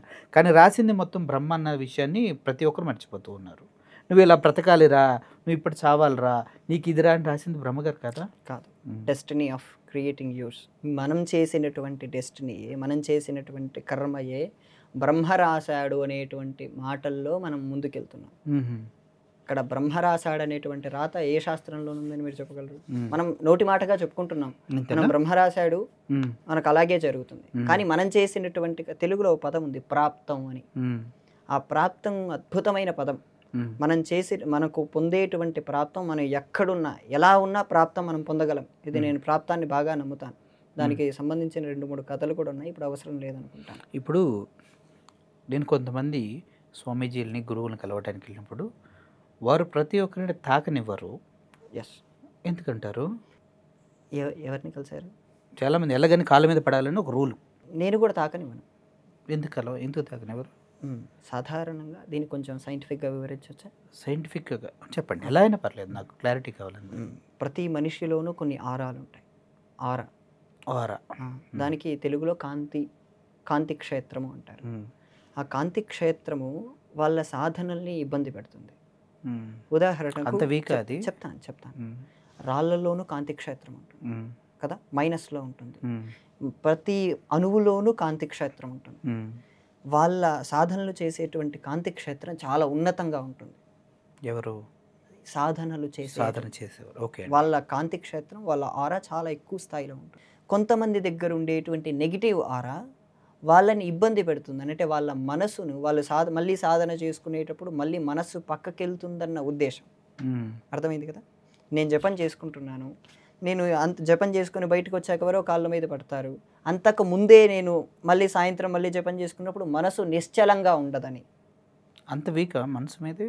మనసు నాది కాదు, మనసు అనేది చాలా నిశ్చలమైంది కాదు, చాలా జడమైంది వీక్ ఉందా మీరు? అంటే ఎవరన్నా టచ్ చేయగానే మీరు డిస్టర్బ్ అయిపోయి సాధనలో నిమగ్నం కాలేనంత వీక్ ఉన్నారా మీరు? దాదాపు అందరూ ఉంటారు. నేను మీ గురించి అడుగుతున్నాను. నేను అలా కాదు, నా పైన ఎవరు పడరు కాబట్టి. మేము మీరు కూడా తాకనివ్వని అంటున్నారు కదా. తాకనివ్వరంటే ఇలా ఇలా కాళ్ళు కడిగేయడం ఇలా కాదు, తాకనివ్వడే ఇలా తాకుతారు అంతే తప్ప. ఎందుకు కాళ్ళ మీద పడాలి గురుగారు అసలు? ఎవరైనా అంటే వాళ్ళ భక్తి భావం, వాళ్ళు సమర్పణ. ఎందుకు భక్తి ఉండాలి? దేవుని పట్ల కాకుండా మనుషుల పట్ల భక్తి ఎందుకు ఉండాలి? అది కూడా నేను అడుగుతున్నాను మిమ్మల్ని. ఇప్పుడు మీరున్నారు, గురు పూజోత్సవం వంటివి మీ మాస్టర్లకు చేస్తుంటారు, మీరు చేస్తారో లేదు నాకు తెలియదు. గురు పూజోత్సవం అని చెప్పి వాళ్ళకు పాఠాలు చెప్పినటువంటి టీచర్ల గారికి ఆ రోజు కొంచెం బాగా ధనవంతులైతే శాలువా వేసి డబ్బులు ఇచ్చి ఆయన కాళ్ళు నమస్కారం చేస్తారు. ఎందుకు చేస్తున్నారు? అవన్నీ మ్యాన్మేడ్ థింగ్స్. మ్యాన్మేడ్ థింగ్సే నేను అడిగేది కూడా. మ్యాన్మేడ్ థింగ్ దట్ డిపెండ్, ఒకరు చేయొచ్చు ఒకరు చేయకపోవచ్చు, దట్ డిపెండ్స్ ఆన్ అవర్ వాళ్ళ బ్రెయిన్ సెట్. yes వాళ్ళకు వాళ్ళు నేర్పించిన దానికి వాళ్ళు డెడికేషన్ ఇస్తున్నట్టు. ఇక్కడ కూడా వాళ్ళు నమ్ముతున్నది వాళ్ళ జ్ఞానాన్ని వీళ్ళ ద్వారా పొందారని నమస్కారం చేసుకుంటున్నారు, అంతే కదా? మనిషికి నమస్కరించడం అనేది మీరు యాక్సెప్ట్ చేస్తూ ఉన్నారా? నమస్కారం పాదక్రాంతం అవుతారు కదా. ఇదిగోండి నమస్కారం అనే ముద్ర ఇది కదా. దీంట్లో 5 తత్వాలు ఉన్నాయి. భూతత్వం, జలతత్వం, వాయుతత్వం, ఆకాశతత్వం, ఇవన్నీ 5 పంచతత్వాలు ఇందులో ఉన్నాయి. ఇలా మనం నమస్కారం చేసేది ఇలా హృదయం దగ్గర చేయి పెట్టి, ఇలా అవతల వారు కూడా మనకి ఇలాగే చేయి పెట్టి నమస్కారం చేస్తారు. ఇలా చేయి పెట్టరు కదా, మనం ఇలా పెట్టినప్పుడు ఇలాగే పెడతారు. మనలో ఉన్నటువంటి ఆత్మ అవతల వాళ్ళని దర్శిస్తుంది. నమస్కారం అనేటువంటి ముద్రలో ఉన్నటువంటి ఆంతర్యం, మనలో ఉన్నటువంటి ఆత్మ అవతల వాళ్ళలోనూ ఆత్మని చూడాలన్న ఉద్దేశమే నమస్కారంలో ఉన్నటువంటి ఆంతర్యం. అక్కడి వరకు ఓకేనండి. పాదాక్రాంతమై పాదాల మీద పడిన తర్వాత టచ్ చేసినప్పుడు కొంతమంది మీరు అన్నట్టు ఔరా డిస్టర్బ్ అవుతుంది. ఇవన్నిటి గురించి క్లియర్గా మాట్లాడుకుంటే మీరు అంత వీకా అని అడిగాను నేను. నేను వీక్ కాదు, నేను వేరు. మీరు కూడా టచ్ చేయించిన అన్నారు కదా. అవును, నేను టచ్ చేయించిన లేదు. మీరు గుర్తుపెట్టుకోండి, ఇలా పాదాల పైన పడిపోయి ఇలా హత్తుకోవడం మీరు అన్నారు ఫస్ట్, ఆ పదం వాడారని, ఇలా పడిపోవాలి ఇలా అన్నారు. అలాంటి వాటిని నేను ఒప్పుకోను. మీరు పాదాలు నమస్కారం చేస్తారంటే నాకు ఎటువంటి అభ్యంతరం లేదు. వాళ్ళకి ఆ అభిప్రాయం నా పైన ఉంటాయి. ఎవరైనా ఆలింగనం ఇలా చేసుకోవాలంటే అది లేదు. వాళ్ళు నాకు స్నేహితులు, వాళ్ళకు కూడా అదే ఫీలింగ్ ఉండొచ్చు కదా. గురువు గారు కాళ్ళ మీద పడిన వెంటనే ఇలా హక్ చేసుకోవాలి, ఆయన శక్తిని పొందాలి. అలా శక్తిని పొందాలంటే అది దానికి వేరు మళ్ళీ. ఇప్పుడు మీరు పాదాల మీద పడితే ఓకే, ఆలింగనం చేసుకోవడానికి నాట్ ఓకే అంటున్నారు. రీజన్ ఏంటి అంటున్నా? ఇప్పుడు మానవ శరీరం, వాళ్ళకు ఉండేటువంటి సంస్కారం, నాకు ఉండేటువంటి సంస్కారాలు వేరు కదా. సంస్కారం అంటే ఏంటి సార్? సంస్కారాలు అంటే నేను పుట్టినప్పటి నుంచి నాకు కొన్ని సంస్కారాలు జరిగాయి. చిన్నప్పటి నుంచే నేను వేద పాఠశాల. పాడైపోతాయి అంటారా మనిషిని పట్టుకుంటే? నేను పాడైపోతాయి అన్నాను. ఎందుకంటే అంత మాటలు, మరి ఎందుకంటే అంత జనాల మధ్య నన్ను అంత బ్యాడ్ చేస్తారు. మిమ్మల్ని బాడ్ చేయట్లేదు, కమ్యూనిస్ట్గా మాట్లాడుతున్నారు. నేను కమ్యూనిస్ట్ కాదు, 100% హిందూ. తెలుసు, నాకు అర్థమైంది. మీరు మొదట్లో మాట్లాడినప్పుడే నాకు అర్థమైంది. ప్రతి ఒక్కరికి కొన్ని సంస్కారాలు జరుగుతాయి. ఆ సంస్కారాల పరంగా వాళ్ళు జీవించాలి. నా సంస్కారం పరంగా నాకు ఇంకా వేద పాఠశాలలో అధ్యయనం ఇవన్నీ సాగుతూ ఉంటాయి. ఇవన్నీ సాగుతున్నప్పుడు కొన్ని రోజుల పాటు నేను కొన్ని నియమాలు అనేవి పాటించాలి. నేను ఇంకా బ్రహ్మచర్య ఆశ్రమంలో ఉన్నాను. బ్రహ్మచర్యం అంటే నాకు ఇంకా వివాహం కాలేదు. ఆ వివాహం కానప్పుడు మనస్సు చాలా నిశ్చలంగా ఉండదు. ఇందులో ఇంకా నాది వయస్సు ఇంకా కామాన్ని చాలా దగ్గరికి తీసే వయస్సు. ఇప్పుడు నేను ఎవరిని ముట్టుకున్నా కామం చాలా దగ్గరలో, గడప దగ్గరే వచ్చేస్తుంది. ఆ కామాన్ని నేను దరి చేరకుండా ఉండాలంటే నేను కొన్ని నియమాలు, నిష్టలు పాటించడం అవసరం. నేననే కాదు, సన్యాసులు నాకంటే 1000 రెట్లు నిష్టగా ఉంటారు. ఆ నిష్ట కోసమే ఇదంతా. పెళ్ళైన తర్వాత ఎవరిని పట్టుకోవచ్చు. అయితే పెళ్ళయిన తర్వాత వీరి భార్యను తప్ప ఇంకెవరిని తాకకూడదు. మొత్తానికి అంటరానితనాన్ని టెక్నికల్గా ఇంప్లిమెంట్ చేస్తున్నారు. మీకు అర్థం కాని విషయం ఏంటంటే, నేను మిమ్మల్ని ఎందుకు తాకాలి, ఎందుకు తాకూడదని నేను అడుగుతున్నాను. అదే నేను అడుగుతున్నాను. మొన్న కరోనా వచ్చినప్పుడు నమస్కారాలే పెట్టారని డొనాల్డ్ ట్రంపే చూపించాడు కదా. ఇప్పుడు నేను మిమ్మల్ని షేక్ హ్యాండ్ ఎందుకు ఇవ్వాలి? నేను నమస్కారం పెడితే తప్పేం కాదు, నేను అది తప్పట్లేదు. ఇప్పుడు ఇంట్లో మన మన తల్లిదండ్రులు ఉంటారు. అవును, వాళ్ళపైన ప్రేమ పెరిగినప్పుడు మన దగ్గర తల్లిదండ్రులే కాదు. ఇప్పుడు గురువులు అన్న వాళ్ళు తండ్రి స్థానంలో ఉంటారు. తండ్రి, తల్లి, తండ్రి, గురువు, దైవం అంటారు. మరి అటువంటి గురువుని వెళ్ళి అలా పట్టుకోవడానికి ఎందుకు అబ్జెక్షన్ ఆ చెప్తున్నారు? భావం ఉన్నప్పుడు ఖచ్చితంగా హక్ చేసుకునే వాళ్ళు చాలా మంది ఉన్నారు. ఉమ్, చాలా మంది ఉన్నారు. నేను లక్షలాది మందిని చూపిస్తాను. మీకు అదే భావంతో మీరు వస్తారంటే నేనే లేచి హక్ ఇస్తాను. Um, are you ready to take that? definitely. మీకు ఆ భావం ఉన్నప్పుడు మీకు ఆ Definitely భావం కాదు. ఇంకా పెరగాలి ఉమ్, కదా. అంతే కదా. ఇప్పుడు మీ గురువును మీ గురు పూజోత్సవం లాంటివి చేస్తున్నప్పుడు అదే భావంతో అందరూ వచ్చి హక్ చేసుకుంటారు కదా కొంతమంది. అప్పుడు ఆయన ఏమైనా ఫీల్ అవుతారా? ఉమ్. కన్నీటి పర్యంతం అవుతారు కదా. అదే అంటున్నాను. హనుమంతుడితో కూడా శ్రీరాముడు హక్ చేసుకున్నటువంటి చిత్రాలు మనం చూస్తాం కదా, సీతాదేవికి ముద్రిక ఇచ్చి వచ్చిన తర్వాత. సో అక్కడ భావం చాలా ప్రధానం. ఉమ్. ఆ భావం ఉన్నప్పుడు ఖచ్చితంగా ఏమైనా చేయొచ్చు. వెరీ గుడ్, నైస్ ఆన్సర్, బాగా చెప్పారు. గురుగారు, ఇప్పుడు మీరు గతంలో కొన్ని వీడియోస్ మిమ్మల్ని చూశాను. హెయిర్ క్లియర్గా నీట్గా ఉండేది. ఇప్పుడు మీకు వెనక మీరేమో శిఖ నాకు ఎప్పుడూ తీయలేదు. శిఖ నాకు పాఠశాలలో ఉన్నప్పటి నుంచి ఉంది. ఉంది కదా. ఆ. హిందువులందరూ మన ఆచారాలు పాటించే వాళ్ళంతా శిఖ అనేది పెట్టుకోవాలి. పెట్టుకుంటారు. కారణం ఏంటంటారు? ఎందుకు? ఇక్కడ ఒక చక్రం ఉంటుందండి. ఉమ్, ఉమ్, ఇక్కడ ఏంటంటే స్త్రీలు కూడా జుట్టు ఇక్కడే ముడి వేసుకుంటారు. అవునండి. ఉమ్, ఇక్కడ ఏంటంటే ఇక్కడే మనం చేసుకున్నటువంటి, అంటే నాకు నా పరంగా చెప్తున్నాను. ఉమ్, నేను చిన్నప్పటి నుంచి పాఠశాలలోనే పెరిగాను. నేను ఎన్నో వేలాది మంత్రాలు గుర్తుపెట్టుకోవాలి. ఉమ్, వేలాది మంత్రాలు గుర్తుపెట్టుకోవాలంటే ఇక్కడ ఉండేటువంటి స్థానం, ఉమ్, ఈ స్థానం చాలా యాక్టివ్గా ఉండాలి. ఉమ్, ఆ యాక్టివ్గా ఉండటానికి దీనికి శిఖ అని పేరు. దీనికి ఒక సంస్కారం ఉంటుంది. ఊరికే జుట్టు కత్తిరించేసి పెట్టుకోవడం కాదు. దీనికి ఒక సంస్కారం ఉంటుంది. ఓకే. ఆ సంస్కారం చేసుకున్న వాళ్ళకు ధారణా శక్తి ఎక్కువగా పెరుగుతుంది, అంటే జ్ఞాపక శక్తి. ఉమ్, ఒక్క 50 ఏళ్ల కిందట వెళ్తే ప్రతి ఒక్కరికి శిఖ ఉండేది. కేవలం బ్రాహ్మణులు మాత్రమే పెట్టుకోవాలని కాదు, ఉమ్, ప్రతి వర్ణం వారు పెట్టుకోవచ్చు, ప్రతి ఒక్కరు పెట్టుకోవచ్చు. నేను మొన్న జూలైలో నైమిషారణ్యం వెళ్తే, ఉమ్, జూన్లో, ఆ గ్రామంలో 90% మందికి శిఖ ఉంది. ఉమ్, చూసి అందరిని ఆశ్చర్యపోయాను. ఎందుకంటే మాకు ఆచారం ఉండే అంటారు. ఉమ్, అంటే అందరికీ ఉండేది, వాళ్ళు లుప్తం అయిపోతున్నాయి. అంతే. ఓకే. శిఖ పెట్టుకోవటం మన హిందూ సాంప్రదాయాల్లో అందరికి ఉండేది. మీరు తిరుమల తిరుపతి దేవస్థానం వెళ్తూ ఉంటారు కదా, అవునండి. అక్కడ శిఖ మన అవును. కేశాలు తీస్తూ ఉంటారు. వాళ్ళకి శిఖ పెట్టరు, కట్ చేస్తూ ఉంటారు. అక్కడ ఉన్నది బౌద్ధ తత్వం, హిందూ తత్వం కాదు అంటూ ఈ మధ్యకాలం నేను విన్నా. ఎందుకంటే బౌద్ధులు మాత్రమే పూర్తి గుండు చేయించుకుంటారు. నీట్గా గుండు చేయించుకుంటారు. మన హిందువులు ఎవరైనా కూడా శిఖ లేకుండా ఉండరు. కాబట్టి అక్కడ ఉన్నది బుద్ధుడు టెంపుల్ని అలా మార్చారు అంటూ ఆ ఉన్నారు. పుస్తకం కూడా నాకు తెలుసు. నేను చెప్పండి, మీ ఒపీనియన్ ఏంటి దానిపైన? తప్పకుండా. మనం ఆ కట్ చేసేవాడికే చెప్తే, నేను తిరుమలకి వెళ్ళినప్పుడు గుండు చేయించినప్పుడు ఏ రోజు నా శిఖను తీసేసినట్టు లేదు. ఏ రోజు శిఖను తీసేయడు. నేను చెప్తా, దాన్ని ముట్టుకోడు అతను.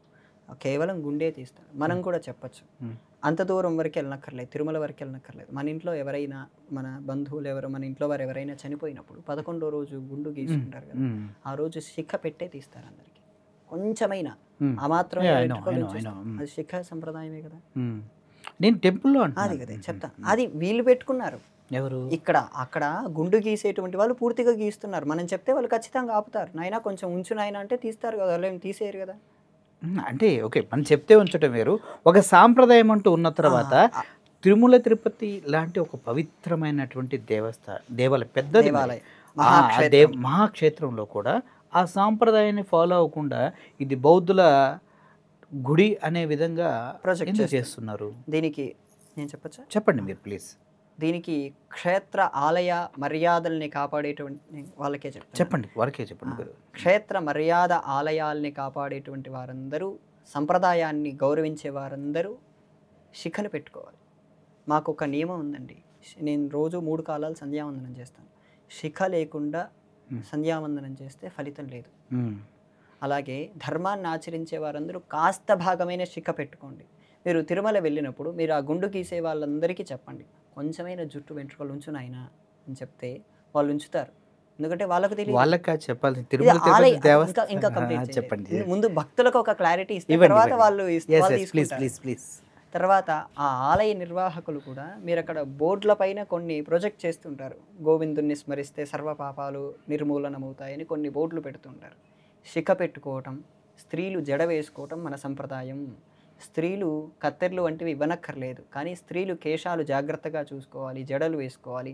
అలాగే అక్కడ మగవాళ్ళు శిఖ పెట్టుకోవడం అనేది భారతీయ సంప్రదాయం అని చెప్పి మీరు అక్కడ ఒక బోర్డులు ఏమైనా పెట్టగలిగితే ఆ బోర్డుల ద్వారా కూడా ఆకర్షితులవుతారు. ఇది కూడా ఒక రకమైన తెలుస్తుంది. ఫస్ట్ ఒక రకమైన ప్రచారమే. ఈ శిఖ అనేటి సంప్రదాయం నేను పరిశీలన చేసినప్పుడు కేవలం భారతదేశం కాదండి, జపాన్లో పెట్టుకున్న వాళ్ళు ఉన్నారు, అలాగే చైనాలో శిఖ పెట్టుకున్న వాళ్ళు ఉన్నారు. అంటే వాళ్ళు కూడా ఈ శిఖ సంప్రదాయాన్ని కొన్ని వందల ఏళ్ళ కిందట పాటించేవారు. రోమన్ విగ్రహాలని మనం పరిశీలన చేస్తే వాళ్ళ వెంట్రుక దగ్గర చిన్నగా గీతలు ఉండేవి, చిన్న చిన్న గీతలు ఉండేవి. అలాగే మిత్రాయిజం అని ఒకటి ఉంది అక్కడ రోమ్లోనే, మిత్రాయిజం అని చెప్పి, అది సనాతన ధర్మానికి చెందిన సూర్యారాధన అక్కడ బాగా ప్రచారంలో ఉంది. అక్కడ ఉండే వ్యక్తులు కూడా వర్ణాశ్రమ ధర్మాలని పాటిస్తూ శిఖల్ని పెట్టుకున్న విగ్రహాలు మనం చూడొచ్చు. ఇవన్నీ మీకు చిత్రాలు కావాలంటే ఇవన్నీ మనకు ఆన్లైన్లో అంతర్జాలంలో దొరుకుతాయి. కాదు గురుగారు, మీరు చెప్పారు కరెక్ట్. ఇప్పుడు భగవంతుని దగ్గరికి వెళ్ళినప్పుడు ఓన్లీ హెయిర్ ఇవ్వాలనేది అది ఏంటి రూల్? అది ఇట్స్ సంథింగ్ అలా మనకు రాసి పెట్టారు ఎక్కడన్నా? గుండు కొట్టించుకోవాలి, లేదంటే తిరుపతి వెళ్తే కంపల్సరీ మ్యాండేటరీ గుండు, నాట్ ఓన్లీ తిరుపతి, వేరే దేవస్థానానికి ఎక్కడికైనా మొక్కుకుంటారు, చేస్తారు. ఎందుకు అలా? అది ఎక్కడి నుంచి వచ్చింది అసలు? అది ఫస్ట్ నుంచి ఉందా? ఉంది, మనకు పురాణాల్లో కూడా వీటికి సంబంధించింది. తిరుమలనే కాదు, అయోధ్య, మథుర, మాయ అంటే హరిద్వార్, కాశీ, కంచి, అవంతిక, అవంతిక అంటే ఉజ్జయిని, పురి, ఈ 7 క్షేత్రాలని సప్తమోక్షపురాలు అంటారు. అలాగే కొన్ని విశేషమైన పుణ్యక్షేత్రాలు ఉన్నాయి. ఈ క్షేత్రాల్లో మన కేశాలను అక్కడ సమర్పణ చేయటం ద్వారా మన పాపాలు పూర్తిగా తొలగబడ్డాయి, ఆ జన్మకు చేసినటువంటి పాపాలు పూర్తిగా తొలగిపోతాయి. ఇక నేను అప్పటి నుంచి క్యారెక్టర్గా జీవిస్తాను, నేను ఏ తప్పులు చేయను అనేటువంటి సమర్పణ భావమే ఆ జుట్టును తొలగించడంలో ఉన్నటువంటి అంటే చనిపోయే ముందు మనం ఏదైనా మీరు చెప్పిన ప్రదేశానికి వెళ్ళి తలనీలాలు తెప్పిస్తే నెక్స్ట్ జన్మలో మనం మళ్ళీ ఆ జన్మకు చేసిన పాపాలని పోతాయి. ఇంకా నెక్స్ట్ జన్మలో మళ్ళీ భేదవాళ్ళగా, ఇబ్బంది పడే వాళ్ళగా అలా పుట్టమంటారు. మీరు అలా చేయగలిగితే మంచిది. అలాంటి భావన చిన్నప్పటి నుంచి ఉండాలి. నాకు మొన్న ఇలాంటి ప్రశ్నని ఒక ఆయన అడిగాడు. భగవద్గీతలో మాట ఉంది, సర్వధర్మాన్ పరిత్యజ్య మామేకం శరణం వ్రజ అహంత్వా సర్వపాపేభ్యో మోక్షయిష్యామి మా శుచః అనే ఒక శ్లోకం చివరిలో వస్తుంది. దీని అర్థం ఏంటంటే అన్నిటినీ త్యజించి నన్ను మాత్రమే వేడుకుంటే నేను నీకు మోక్షం ఇస్తాను అని భగవంతుడు చెప్పాడు.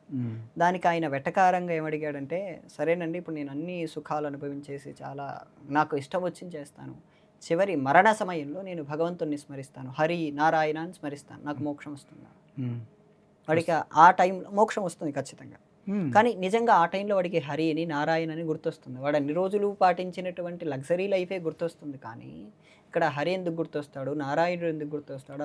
అలా అలా చనిపోయే ముందు జీవితం మొత్తం కళ్ళ ముందు తిరిగి చేసిన మొత్తం తప్పులే గుర్తొచ్చి దేవుడు గుర్తొస్తాడు.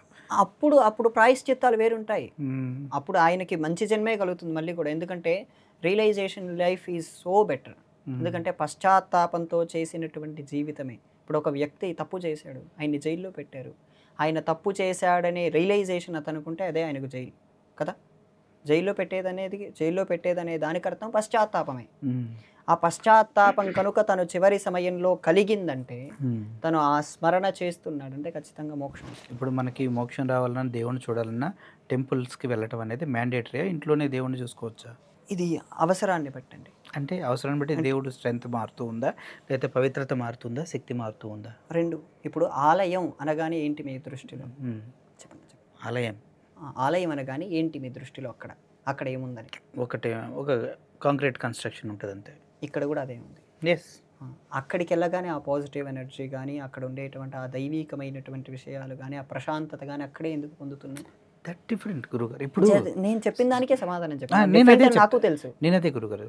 ఇప్పుడు ఆలయానికి వెళ్ళినప్పుడే మీరు చెప్తున్నారు, నేను నా ఫేవరెట్ హీరో సినిమా రిలీజ్ అవుతుంది అనుకోండి, నేను థియేటర్ దగ్గరికి వెళ్ళేటప్పుడు కూడా అంతకన్నా యాక్టివ్గా ఉంటా. అది మన మనసులో జరిగేటటువంటి యాక్టివ్ అనట్లేదు, అదే చెప్తున్నా. అసలు ఆ ఎగ్జైట్మెంట్ అది నెక్స్ట్ లెవెల్ వెళ్తుంది. అదేవిధంగా ఫస్ట్ నైట్ వెళ్తున్నావు పెళ్ళైన తర్వాత, ఆ ఎగ్జైట్మెంట్ అది మన మనసులో నుంచి వస్తుంది కానీ అక్కడ ప్రదేశం నుంచి రాదని నేను అనుకుంటున్నాను. సైకాలజీ చెప్తున్నా. అదే సైకాలజిస్టులు చెప్పినటువంటి వాళ్ళతో నేను ప్రూవ్ చేయిస్తాను. ఆలయంలోనూ ఇప్పుడు మీరు చెప్పిన కొన్ని ప్లేసులు, నా సినిమా హీరోని, ఇంకా వివాహం అయిన తర్వాత ఈ కార్యాలు, వీటన్నిటిలో ఆ మైండ్ తీసుకున్నటువంటి స్ట్రెస్ ఏంటి, వదులుతున్న స్ట్రెస్ ఏంటి, అక్కడ ఉన్నటువంటి తరంగాలు ఏంటి, తరంగాలు అనే పదం మీకు తెలుసు కదా, ఆ తరంగాలు ఏంటి, ఇక్కడ ఈ సినిమా ఆ రిలీజ్ అప్పుడు వస్తున్నటువంటి తరంగాలు ఏంటి, ఇప్పుడు ఈ వివాహమైన తర్వాత వస్తున్నటువంటి తరంగాలు ఏంటి, మనం సైన్స్ ద్వారా పరిశీలన చేద్దాం. అదే నేను చెప్తున్నా గురుగారు, ప్రతి దానికి ఒక ఫ్రీక్వెన్సీ ఉంటుంది. ఆ తరంగాల ఫ్రీక్వెన్సీలో మోటివేట్ అవుతాయి. ఇప్పుడు నువ్వు టెంపుల్కి వెళ్తున్నప్పుడు నీకు తెలియకుండానే నీలోంచి భక్తి భావన పెళ్లి ఓపిక వస్తుంది, నువ్వు దేవుడి దగ్గరికి వెళ్తే మొత్తం అసలు ప్రపంచాన్ని మర్చిపోవాలనిపిస్తుంది, నీ చుట్టుపక్కల ఉన్న వాళ్ళ మైండ్ సెట్లు కూడా అలాగే ఉంటాయి కాబట్టి ఆ పాజిటివ్ ఎనర్జీ నీలో ఉంటుంది. అదే మీరు సినిమాకి వెళ్ళారనుకోండి, అదే ఫస్ట్ డే ఎగ్జైట్మెంట్ వస్తుంది, అరుపులు వస్తాయి, గేళ్ళు వస్తాయి, అన్నీ వస్తాయి. అరుపులు రాని నాలాంటి వాడు వెళ్తే అరుపులు ఒక్కొక్కరు కొంతమంది సినిమాకి వెళ్ళిన నంబరు, కొంతమంది మీరు ఇందాక మన టాపిక్లో వెళ్ళి అది కూడా ఉండదు. డిపెండ్స్ మన మైండ్ సెట్ మనం పెరిగిన వాతావరణం బట్టి. ఒకవేళ కొంతమంది బాగా అరిచేవాడే ఉందాం, కానీ వాళ్ళ ఫ్రెండ్స్ ఎవరు లేక అరవట్లేదు వాడు. సినిమాకి వెళ్తాడా, హీరోని చూస్తాడు సార్, ఫ్రెండ్స్ చూడరు వాడు. కాదు, మేము పాఠశాలలో చదువుకున్నప్పుడు మాకు ఒక్కరే వెళ్ళినప్పుడు అరవడు, అందరూ కలిసినప్పుడే అరుస్తారు. అది పెరిగితనం అవుతుంది. అది అంటే తనలో ఉన్నటువంటి ఆత్మన్యూన్యత భావన, నేను ఒక్కరిని నడిస్తే ఎవరైనా చూస్తారనో, లేదంటే ఇటువంటి ఫీలింగ్స్ చాలా ఉంటాయి. అది ఆత్మన్యూనత భావం ఉంటే అసలు వాడు సినిమాకే రాడు అనుకోండి. ఆ తట్టుకోలేని ఎగ్జైట్మెంట్లు ఉంటాయి గురుగారు. నేను చెప్పేది మీరు మనం టాపిక్ వెళ్ళొచ్చు సార్. మనకు టెంపుల్కి వెళ్ళినప్పుడు ఆ ప్రశాంతత ఎందుకు వస్తుందంటే, నేను ఈ లాజిక్ చెప్తున్నా. అవును, మీరేం చెప్తారు? ఒక విగ్రహాన్ని ప్రతిష్ఠ చేయాలంటే ముందు దానికోసం కొన్ని నెలల క్రతువు జరుగుతుంది. ఇప్పుడు ఉదాహరణకు ఒక విగ్రహాన్ని ఎంచుకునేటువంటి ప్రక్రియలో కూడా ఉంటాయి. దాంట్లో శిలల్లో కూడా ఆడశిల అని, మగశిల అని, నపుంసక శిల అని ఉంటాయి. వాస్తుశాస్త్రం లేదు, I don't know, first time నేను లేదంటలేదు, నాకు తెలియదు, ఫస్ట్ టైం వింటున్నా. మీరు ఇది నేను చెప్పింది మీరు నమ్మనక్కర్లేదు. మీరు దీని తర్వాత వీడియో అయిపోయిన తర్వాత ఎడిటర్కి చెప్పి నేను చెప్పింది ఉందా లేదా అని పరిశీలన చేసి స్క్రీన్ పైన వేయించండి. తప్పకుండా వేయిస్తా, షూర్గా. చూసేవాళ్ళు నిజంగా వాస్తుశాస్త్రం కానీ, విశ్వకర్మ మయ శాస్త్రం కానీ, ఇంకా కాశ్యప శిల్పశాస్త్రం కానీ, ఇవన్నీ అవే చెప్తాయి. ఇది సైంటిఫిక్గా కూడా రుజువు అయింది. శిలల్లో కూడా ఈ 3 భేదాలు ఉంటాయి. దాంట్లో ఏ శిల్పానికి ఏ చేయాలని చెప్పి వాస్తుశాస్త్రాన్ని బట్టి ఆ శిల్పాన్ని తీసుకుని కొన్ని నెలల పాటు, కొంతకాలం పాటు ఆ శిల్పి ఆ విగ్రహాన్ని చెక్కుతాడు. ఈ విగ్రహాన్ని చెక్కుతున్నంత కాలం ఆ విగ్రహం కింద పెట్టేటువంటిది ఒక యంత్రం అని పెడతారు. ఆ యంత్రానికి కొన్ని లక్షల సార్లు జపం చేయాలి. ఉదాహరణకు ఒక వెంకటేశ్వర స్వామి వారి విగ్రహమే ప్రతిష్ఠ చేయాలనుకుంటే 6 అడుగుల మూర్తి కింద ఒక పెద్ద యంత్రం పెడతారు, 6x6 లాంటిది. దానికి కొద్ది రోజుల పాటు, బహుశా ఒక 40 రోజుల పాటు కొంతమంది కూర్చొని కొన్ని లక్షల సార్లు జపం చేస్తారు. కొన్ని లక్షల సార్లు జపం చేసిన తర్వాత ఆ జపం నుంచి వచ్చేటువంటి ఆ తీర్థ ఫలితాన్ని పూర్తిగా యంత్రానికే ధారపోస్తారు. జపాలతో ఫలితాలు వస్తాయి గురుగారు? వస్తాయని నేను నిరూపించగలను. మీరు మంత్రాలకు చింతకాయలు రాలుతాయని నిరూపిస్తా అని ఒక ఇంటర్వ్యూలో చెప్పారు. జపాలతో అన్నీ జరుగుతాయని నిరూపిస్తున్నారు, మంత్రాలతో మనిషి జీవితాలు మారుతాయని కూడా నిరూపిస్తారు. అంటే మీ పూజలు చేసినా ఇవి చేసినా, పూజలనే కాదండి, మంత్రం నేను చేస్తానని కాదు. మీరు కాదు గురువు, నేను అంటలేదు, వేరే వాళ్ళు చెప్పించి వాళ్ళు కనుక చిత్తశుద్ధిగా ఉంటే వాళ్ళ జీవితాలు మారిపోతాయి అంటారు. అంటే మన తలరాతను మన ఇష్టం వచ్చినట్టు మార్చేసుకోవచ్చు, అటంటే ఇటు కాదు. దీంట్లోనే కారణాలు ఉన్నాయి కదా. ఇప్పుడు ఉదాహరణకు మీరు అత్యవసరమైన ఎమర్జెన్సీలో ఉన్నారు, లైఫ్ అండ్ డెత్ సిచ్యువేషన్లో ఉన్నారు. ఆ టైంలో మీకు ఏం గుర్తొస్తుంది? నాకైతే గర్ల్ ఫ్రెండే గుర్తు. కాదు, మీకు తెలియదు ఆ టైంలో. లైఫ్ అండ్ డెత్ సిచ్యువేషన్లో you are purely unconsciousness. Of course. ఆ టైంలో మీ తరపున వాళ్ళు ఏం చేస్తారు? హాస్పిటల్లో జాయిన్ చేస్తారు. దెన్ వాళ్ళు భగవంతున్నే నమ్ముతారు, ఎందుకంటే మీ ఇంట్లో అందరూ భగవంతుని నమ్మేవారు కాబట్టి. ఎక్కువైపోయింది సార్ ఈ మధ్య, చెప్పారు నాకు కూడా అన్ని. ఆ భగవంతున్నే నమ్మి భగవంతున్నే వేడుకుంటారు. వాళ్ళు భగవంతుడి గురించే జపం చేస్తారు. మీ శ్రీమతి బాగా జపం చేస్తారు. ఆ జపం వల్ల మీరు బ్రతికారనుకోవచ్చా? డాక్టర్ల కష్టం వల్ల బతుకుతాం. దీనికి మరొక ఉదాహరణ చెప్తాను. కంచి పరమాచార్యుల వారని ఒక ఆయన ఉండేది. అంతకుముందే ఆయన్ని విపరీతంగా దూషించాడు ఒక ఆయన. అంటే బహుశా అతడు వాళ్ళ ఫ్రెండ్ ఇద్దరు కలిసి కారులో వెళ్తున్నారు. కారులో వెళ్తుండగా అంతకుముందు అతడు పూర్తి నాస్తికుడు, దేవుడు అంటే పరమ అసహ్యం అతనికి. అతడు ఏం చేసేవాడు? పరమాచార్యుల వారని ఒక ఆయన ఉండేవారు. 1994 వరకు ఆయన ఉన్నారు, 100 years బ్రతికారు. ఆయన గురించి పూర్తిగా తిట్టడం, దుర్భాషలాడటం చేసేవారు. ఈయనకు యాక్సిడెంట్ అయింది, లైఫ్ అండ్ డెత్ సిచ్యువేషన్లో ఉన్నాడు, ఆయనకు తెలియదు. వాళ్ళ ఫ్రెండ్ ఇంకొకతను ఉన్నాడు, అతడి దెబ్బలు తగిలాయి, అతడు బాగానే ఉన్నాడు, కాన్షియస్నెస్లో ఉన్నాడు. ఇంకొక 4 రోజులు బాగా ఇబ్బంది, తర్వాత తెలీదు, కోమాలో ఉన్నాడు అని తెలిసింది. ఈయన ఏం చేశాడు? ఆ ఫ్రెండ్ ఆస్తికుడు, అంటే భగవంతుని నమ్ముతాడు, ఆయన పరమాచార్య స్వామి వారిని బాగా విపరీతంగా నమ్ముతాడు. స్వామి ఇలా నా స్నేహితుడు అని చెప్పబోయేసరికి నాకు తెలుసు అతడు బ్రతుకుతాడని చెప్పి ఆయన తీసి ఓ విభూతి ఇచ్చాడు. వెళ్ళి పెట్టిన 12 గంటల తర్వాత మళ్ళీ పైకి లేచాడు. లేచి ఆయన అద్దం చూసుకున్నాడు. చూసుకోగానే ఈ పక్క నుండి ఆయన భయపడుతున్నాడు, ఎందుకంటే వాడు నాస్తికుడు ప్లస్ ధనం ఉన్నవాడు, తిడితే ఏంటి అని చెప్పి ఇతను ఆందోళన పడుతున్నాడు. తన ఆందోళన పడకుండా నాకు ఎవరిచ్చారు అన్నాడు. పరమాచార్య స్వామి వారు అనగానే ఆయన ఆనందంతో ఆశ్చర్యంతో నాలాంటి దుర్మార్గుణ్ణి కూడా, నేను అంతకుముందే ఆయన్ని ఎన్నోసార్లు దూషించాను, అంతకుముందే ఆయన ఎన్నోసార్లు తిట్టాను, విపరీతంగా తిట్టారు, అతను భాషతో చెప్పలేకుండా తిట్టారు, అటువంటి నాలాంటి వాడిని కూడా కరుణించాడు అని చెప్పి వెంటనే డిశ్చార్జ్ అయిన వెంటనే కాంచీపురానికి వెళ్ళి ఆయన దగ్గరికి వెళ్ళారు. పూర్తి ఆస్తికుడిగా మారి సనాతన ధర్మానికి చెందిన చాలా గ్రంథాలని తమిళ్లో రాశారు ఆయన. అలాంటి అద్భుతాలు జరుగుతాయి. వారి మంత్రశక్తి అదంతా కాపాడింది, వారు పెట్టినటువంటి విభూతే అని చెప్పి ఆ నాస్తికుడే నమ్మాడు. గురుగారు మీరు చెప్తున్నారు మన చేశారని, ఓకే, నేను కాదని ఎప్పటికీ అన్నా. ఒకటి, రెండు, సేమ్ వేరే కమ్యూనిటీ వేరే మతం వాళ్ళు కూడా నీళ్లు చల్లి బతికిచ్చేస్తూ ఉంటారు. కొంతమంది దర్గాల దగ్గర వాళ్ళు కూడా చేస్తూ ఉంటారు. అన్నిటి దగ్గర ఒకే విధంగా ఆపరేషన్ జరుగుతూ ఉన్నప్పుడు, ఒకే విధంగా ఫలితాలు వస్తూ ఉన్నప్పుడు హిందుత్వమే గొప్పదని మనం ఎలా నమ్ముతాం? ఇప్పుడు సనాతన ధర్మంలో ఉన్న డైవర్సిటీ అది.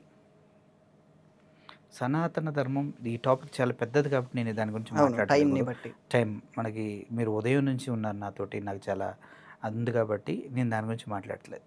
ప్రస్తుతానికి ఉన్నది ఈ క్వశ్చన్ లాస్ట్ అనుకోండి. ఇప్పుడు హిందువులకి, ముస్లిమ్స్కి, క్రిస్టియన్స్కి, మనకి బౌద్ధులు ఎవరికైనా వాళ్ళ జీవితాల్లో కూడా ఇటువంటి అద్భుతాలే జరుగుతూ ఉంటాయి కదా అప్పుడప్పుడు. దానికి కూడా కర్మే కదా లింక్. వాళ్ళ కర్మను బిలీవ్ చేయరు కదా. వాళ్ళు నమ్మలేదని చెప్పి ఇప్పుడు దీపం కనపడుతుంది, నేను తలుపులు వేసుకున్నాను, నాకు మనం తలుపులు వేసాం, మనకు సూర్యుడు వచ్చాడని మనకు తెలుస్తుందా? తెలియదు. బావిలో కప్పు ఉంది, బావి కప్పకు సముద్రం ఉందని తెలుసా? తెలియకపోవచ్చు. కానీ బావిలో నీళ్లున్నాయి, కానీ ఆ కప్ప నీళ్ళల్లో ఉంది. ఈ ప్రపంచం కూడా అంతే. మీకు ఉదాహరణ తప్ప ఇంకా మీకు దాని సమాధానం మీకు అర్థమయ్యింది. అయితే హిందువులు కప్పలాగా నీళ్ళల్లో ఒక దగ్గర హిందుత్వే సర్వస్వాన్ని నమ్ముతూ అందుట్లోనే మునిగిపోయి అక్కడే ఉన్నారు. చెప్పిన వారు ఎవరంటే స్వామి వివేకానంద. 1892లో వివేకానంద గారే చెప్పారు, మతాలు కులాలతో నిర్మించినటువంటి. ఇంకా పూర్తవ్వలేదు, నేను పూర్తయ్యాక మీరు చెప్పండి, నాకు దానికి కూడా సమాధానం. అలాంటి ప్రశ్నలు నాకు చిన్నప్పటి నుంచి వింటూనే ఉన్నాను. అందుకే కదా మీతో మాట్లాడాలనిపించింది. 1892లో ఆయన ఒక్కడే హిందువుగా ఉన్నాడు. ఆ రోజు అమెరికాలో, చికాగోలో చుట్టూ ఉన్న వాళ్ళందరూ పాశ్చాత్యులే. ఆ కప్పని ఉదాహరణగా చూపిస్తూ ఆ రోజు అప్పటికి వాళ్ళలో మత ఛాందసవాదం చాలా ఎక్కువగా ఉండేది. మిగతా మతాలు ఏవీ గొప్ప కాదు, కేవలం క్రిస్టియానిటీ మాత్రమే గొప్ప అనుకునేటువంటి రోజుల్లో ఈ కప్ప స్టోరీ చెప్పాడు. ఈ కప్పలో మీరు బ్రతుకుతున్నారు నాన్న, కొంచెం పైకి రండి, సముద్రపు కప్పలు కనపడతాయి, చెరువు కప్పలు కనపడతాయి, ఇవన్నీ కూడా పరిశీలన చేయండి, ప్రపంచమంతా జ్ఞానంతో నిండి ఉంది, ఆ జ్ఞానాన్ని కూడా తెలుసుకోండి అని చెప్పాడు. ఈరోజు సనాతన ధర్మం అనేది సముద్రం లాంటిది. ఓకే, మీరు చెప్పింది నాకు అద్భుతంగా నచ్చింది. సముద్రం పెద్దదా, నూతి పెద్దదా?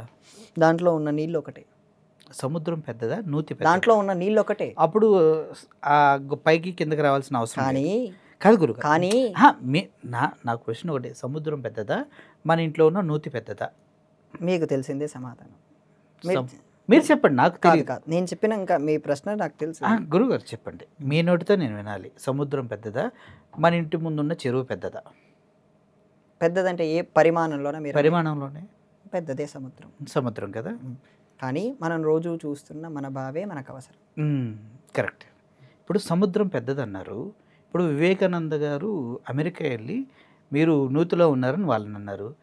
క్రిస్టియానిటీ భూప్రపంచం మొత్తంలో గొప్పది, ఎక్కువ మంది ఉన్నారు. హిందుత్వం అనేది చిన్నది, మన ఇండియా దాటి బయటికి వెళ్తే అక్కడక్కడ ఆనవాళ్ళు కనిపించవచ్చు. బట్ క్రిస్టియానిటీ ప్రపంచం అంతా వ్యాపించింది, 180 దేశాల్లో ఉంది. ముస్లిమ్స్ 50 దేశాల్లో ఉన్నారు, బౌద్ధం 28 దేశాల్లో ఉంది. మరి మీరు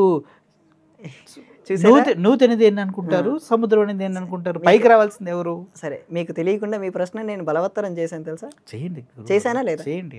చేశానా లేదా? చేయండి. చేశారు. క్రిస్టియానిటీ ఎన్ని దేశాల్లో ఉంది? 150 దేశాల్లో ఉంది, ఇంక్లూడింగ్ ప్రతి దేశంలోనూ ఉంది. ఇస్లాం ఎంత లేదన్నా ఒక 50 దేశాల్లో 55-56 ఉంది తీవ్ర స్థాయిలో. ప్రతి దేశంలో ఉన్నారు వాళ్ళు కూడా. హిందువులు అన్ని దేశాల్లో ఉన్నారు, కానీ లోయెస్ట్ మెజారిటీ ఈ భారతదేశంలో మాత్రమే పూర్తి స్థాయి మెజారిటీ. ఇక్కడ నుంచి వెళ్ళిన వాళ్ళే ఉన్నారు, పూర్తి స్థాయి మెజారిటీ. ఇంకా నేపాల్, పక్కనుండే శ్రీలంక, మయన్మార్, వీళ్ళందరూ ఇవన్నీ బౌద్ధ కంట్రీలు, వాటిలో కూడా హిందువులు ఉన్నారు, కానీ మైనారిటీస్ హిందువులు.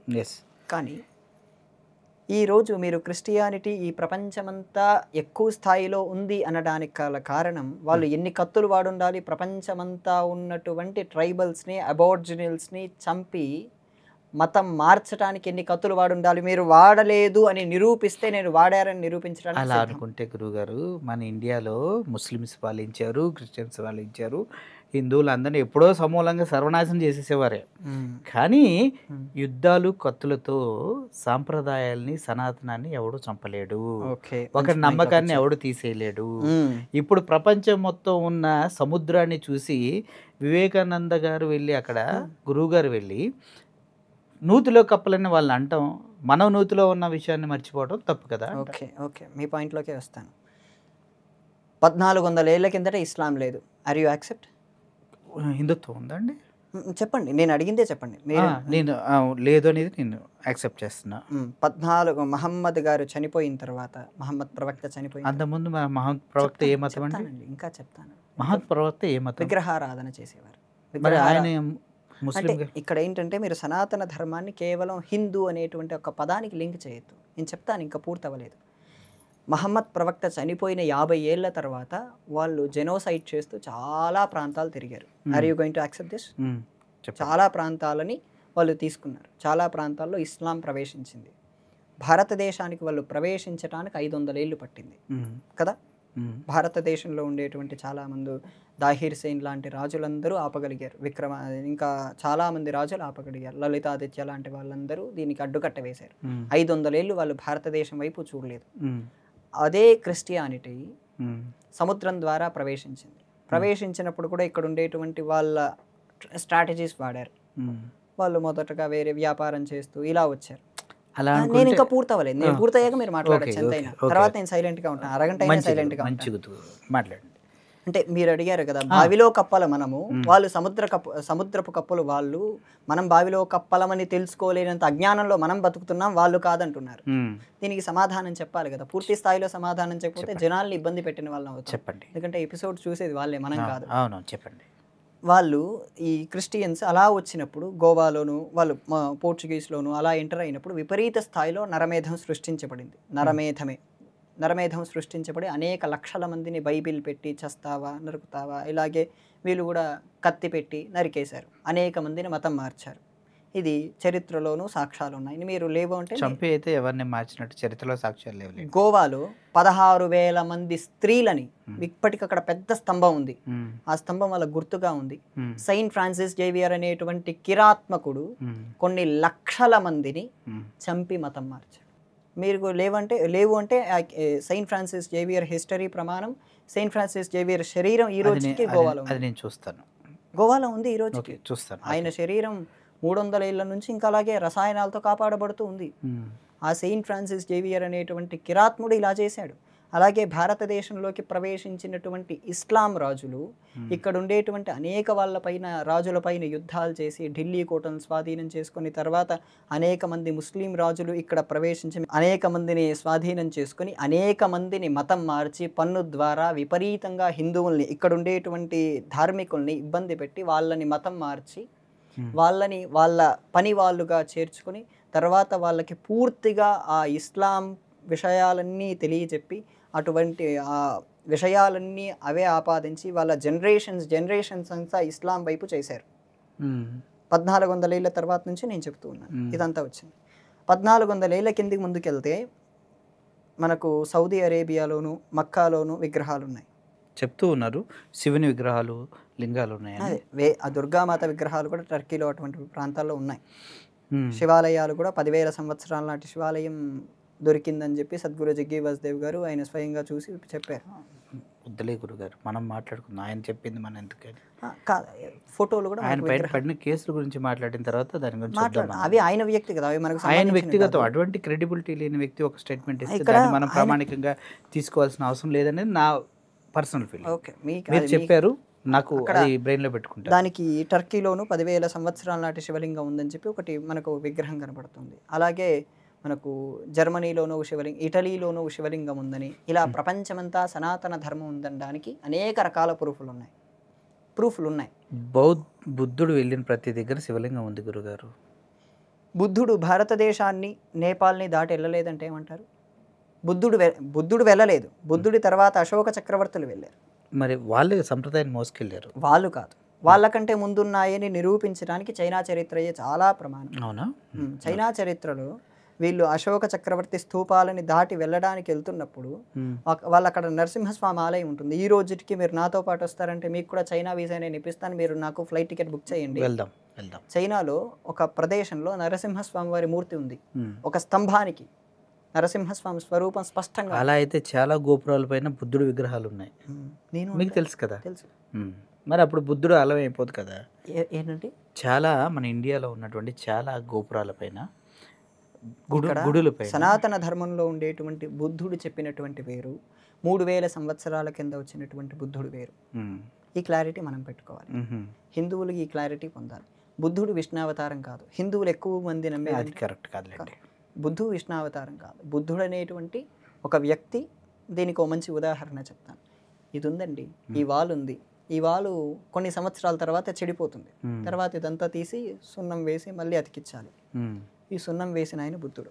భారతదేశంలో అప్పుడు అలాంటి పరిస్థితి ఉంటే ఒక రకంగా సామాజిక కార్యకర్తగా బుద్ధుడు తన పని తను చేశాడు. బుద్ధుడనే కాదు, జైన మహావీరుడు కూడా అలాంటి పనే చేశాడు. సో అటువంటి వ్యక్తులు అన్ని వాళ్ళు కూడా తర్వాత బుద్ధుడికి ఆయనకు వచ్చిన మతానికి సంబంధం లేదు. బుద్ధుడి తర్వాత ఆయన మతం ఏర్పడింది. దాంట్లో కూడా హీనయానం, మహాయానం, వజ్రయానం, ఇప్పుడు వాళ్ళు చేస్తున్న తంత్రక్రియలు కూడా చేస్తారు. మొన్న నేను జనవరిలో అస్సాం వెళ్తే బౌద్ధులు తంత్రారాధన చేస్తున్నారు. మారిపోయిందండి, చాలా మారిపోయింది. వాళ్ళు ఓన్లీ భిక్షాటం చేసి అలా ఉండేవాళ్ళు. ఇప్పుడు యాచించడంలో కూడా స్టైల్ మారిపోయింది. బుద్ధుడు చెప్పిందే అహింసావాదం అయితే బౌద్ధ దేశాలన్నీ ఈరోజు మాంసాహార దేశాలుగా ఉన్నాయి. నేను స్వయంగా చూశాను. వియత్నాం అనే దేశానికి నేను వెళ్ళాను. వియత్నాం అనే దేశంలో అది పూర్తిగా బుద్ధిస్ట్ కంట్రీ. అక్కడ నేను ఒక సాయిగాన్ అనే సిటీలో ఉన్నాను. హోచిమిన్ సిటీ అంటారు. ఆ ఊరికి వెళ్ళినప్పుడు నేను ఆహారం తీసుకోవడం కోసం చాలా ఇబ్బంది పడుతున్నాను. సాయంత్రం ఆహారం కోసం గూగుల్లో ఇండియన్ వెజిటేరియన్స్ వంటివి చూస్తూ వెళ్తుంటే దాంట్లో ఒక బోర్డు చూశాను. బల్లి కూర, కప్ప పప్పు, ఏమనాలి, లిజర్డ్ కర్రీ దాని పేరు. అంటే అది బౌద్ధ దేశం. బుద్ధుడు చెప్పిన ఏమాత్రం సూత్రాలను కూడా వాళ్ళు, ప్రైమరీ సూత్రాలను కూడా వాళ్ళు పెట్టుకోలేదు. అలాంటి సూత్రాలు లేని దేశం ఈరోజు వాళ్ళ స్థాయిలో వాళ్ళు ఉన్నారు. అలాగే క్రిస్టియన్ దేశాలని పరిశీలన చేస్తే జీసస్ వెళ్ళిపోయిన తర్వాత క్రిస్టియానిటీ వచ్చింది. ఇది చాలామంది చెప్తారు కదా. ఈ థియరీ ఎప్పుడైనా విన్నారా? లేదు, క్రిస్టియానిటీ ఎప్పటి నుంచి ఉందనేదే తెలుసు నాకు. జీసస్ కూడా ఓ దేవుడా, ఓ దేవా, ఓ దేవా నన్ను కాపాడు అని చెప్పి బైబిల్లో మాట అంటారు. ఆయనకి అది అన్నది ఎవరు? తను ప్రార్థించేటువంటి యూద దేవుణ్ణి, యెహోవాని కాదు. యూదులు, అప్పుడు ఆయన యూదుడు కదా, యూదుల్నే ఆయన ప్రార్థించారు. ఆయన వెళ్ళిపోయిన చాలా సంవత్సరాల తర్వాత పౌలు అనేటువంటి యూదులు అప్పుడు విగ్రహారాధన చేసేవారు. విగ్రహారాధన, వాళ్ళకి దేవుడు లేరు. వాళ్ళు ఒక దానికి దగ్గరికి వెళ్ళి దండం పెట్టుకుంటారు. మన హిందువులు ఎలాగో జంతువుల్ని పూజించేవాళ్ళం, ఆకారాలను చేసి యూదులు కూడా పూజించేవారు. అంతే, యూదులకి దేవుడు లేరు.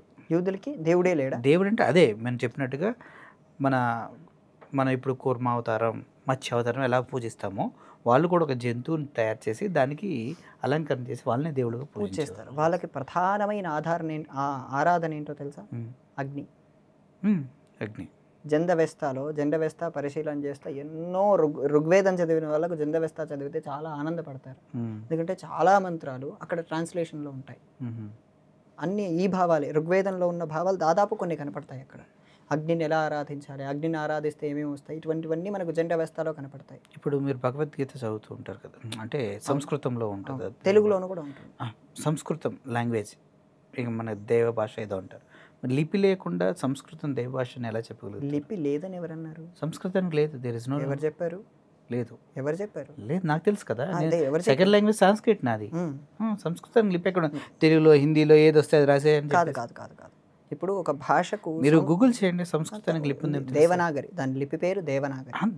రాయడానికి లేదు కదా. ఎందుకు లేదు? ఈరోజు హిందీ అక్షరాలు సంస్కృతం వేరే, దేవనాగరి వేరు కదా. చెప్పారు అలాగా మనకు, చెప్పారు. ఒకటే అని చెప్తున్నారు. రెండు ఒకటే. దేవనాగరికి లిపి ఉంది. దేవనాగరి లిపియే సంస్కృత అక్షరాలు. ఓకే. ఒక భాష ఆవిర్భవించినప్పుడు ఆ భాష మాటల ద్వారానే వ్యాప్తి చెందుతుంది, అక్షరాల ద్వారా కంటే. మొట్టమొదట మనం గురుకులాల వంటి వ్యవస్థ నుంచి పరిశీలన చేసుకుంటూ వస్తే మనకు శబ్దం ద్వారానే మనం నేర్చుకున్నాం, అంటే మాటల ద్వారానే నేర్చుకున్నాం Still తప్ప కొన్ని ట్రైబల్స్ కూడా they will communicate with sounds only, వాళ్ళకి లిపి ఉండదు. లిపి కంటే వాళ్ళు ఈ తులు భాష కూడా లిపి లేదు. మనకు ఇది కర్ణాటక, మహారాష్ట్ర, కర్ణాటక ప్రాంతాల్లో ఎక్కువగా తులు వాడతారు కదా. ఐశ్వర్యరాయ్ తులుకు చెందిన అమ్మాయి. అలా చాలా భాషలు లిపి అవసరం లేదు. లిపి కంటే ముందు వింటూ విని నేర్చుకోవటం చాలా అవసరం. మేము మాకు పాఠం చెప్పేటప్పుడు ఇప్పటికీ ఏ వేద పాఠశాలకు వెళ్ళినా మీరు నేను వస్తారంటే నేను ఏ వేద పాఠశాలకైనా తీసుకెళ్తాను. మీరు ఎవరినైనా ఇంటర్వ్యూ చేస్తారన్నా నేను అది ఏర్పాటు చేస్తాను తప్పకుండా. ఏ పాఠశాలలో కూడా పుస్తకం ఇలా పెట్టి చదివించి అవతల వాళ్ళు పుస్తకం చూసి చెప్పారు. వాళ్ళు చెబుతూ ఉంటారు, వీళ్ళు వింటూ ఉంటారు. మేము వల్లీలనే వేస్తాం. వల్లీలు వేసేటప్పుడు కూడా పుస్తకాలు చూడం, వింటూనే నేర్చుకుంటాం.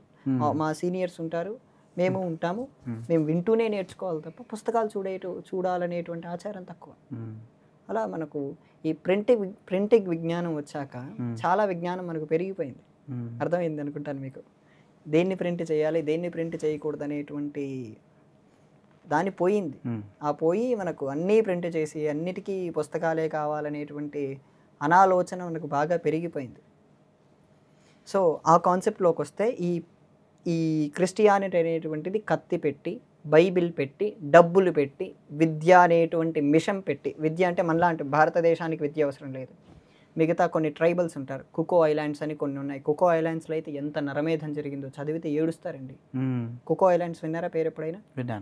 ఆ కుకో ఐలాండ్స్లో అయితే వాళ్ళు వెళ్ళగానే దిగారు, వాళ్ళ అన్నీ తీసుకున్నారు, వాళ్ళ సంస్కృతి గురించి తెలుసుకున్నారు. ఇవన్నీ మిథ్య, ఇవన్నీ వేస్ట్ అని చెప్పి వాళ్ళకి బైబిల్ పెట్టారు, మతం మార్చారు. రక్తం వస్తుంది, అలా ఉంటాయి. ఇంకా ఇది మనం అమెరికా వెళ్ళినా కూడా అంతే. అమెరికా వెళ్ళినప్పుడు నల్లజాతీయులు ఎంతమంది చంపారు? ఈరోజు అమెరికన్లు బ్రతుకుతున్నారంటే పూర్తిగా అక్కడ ఉండేటువంటి అక్కడ ఉండేటువంటి ఆ జాతీయుల శవాలపైన వాళ్ళు బతుకుతున్నారు. గురుగారు, ఒక ధర్మాన్ని కాపాడటం కోసం కురువంశం మొత్తాన్ని సర్వనాశనం చేసుకున్న చరిత్ర మంది. ఓకే, అటువంటి చరిత్ర కలిగిన మనం వాళ్ళెవరో వచ్చి సాంప్రదాయం కోసం వెళ్తున్నారని చెప్పడం తప్పు. మంచిదే. అయ్యో, ఇలాంటి ప్రశ్నలే కదా.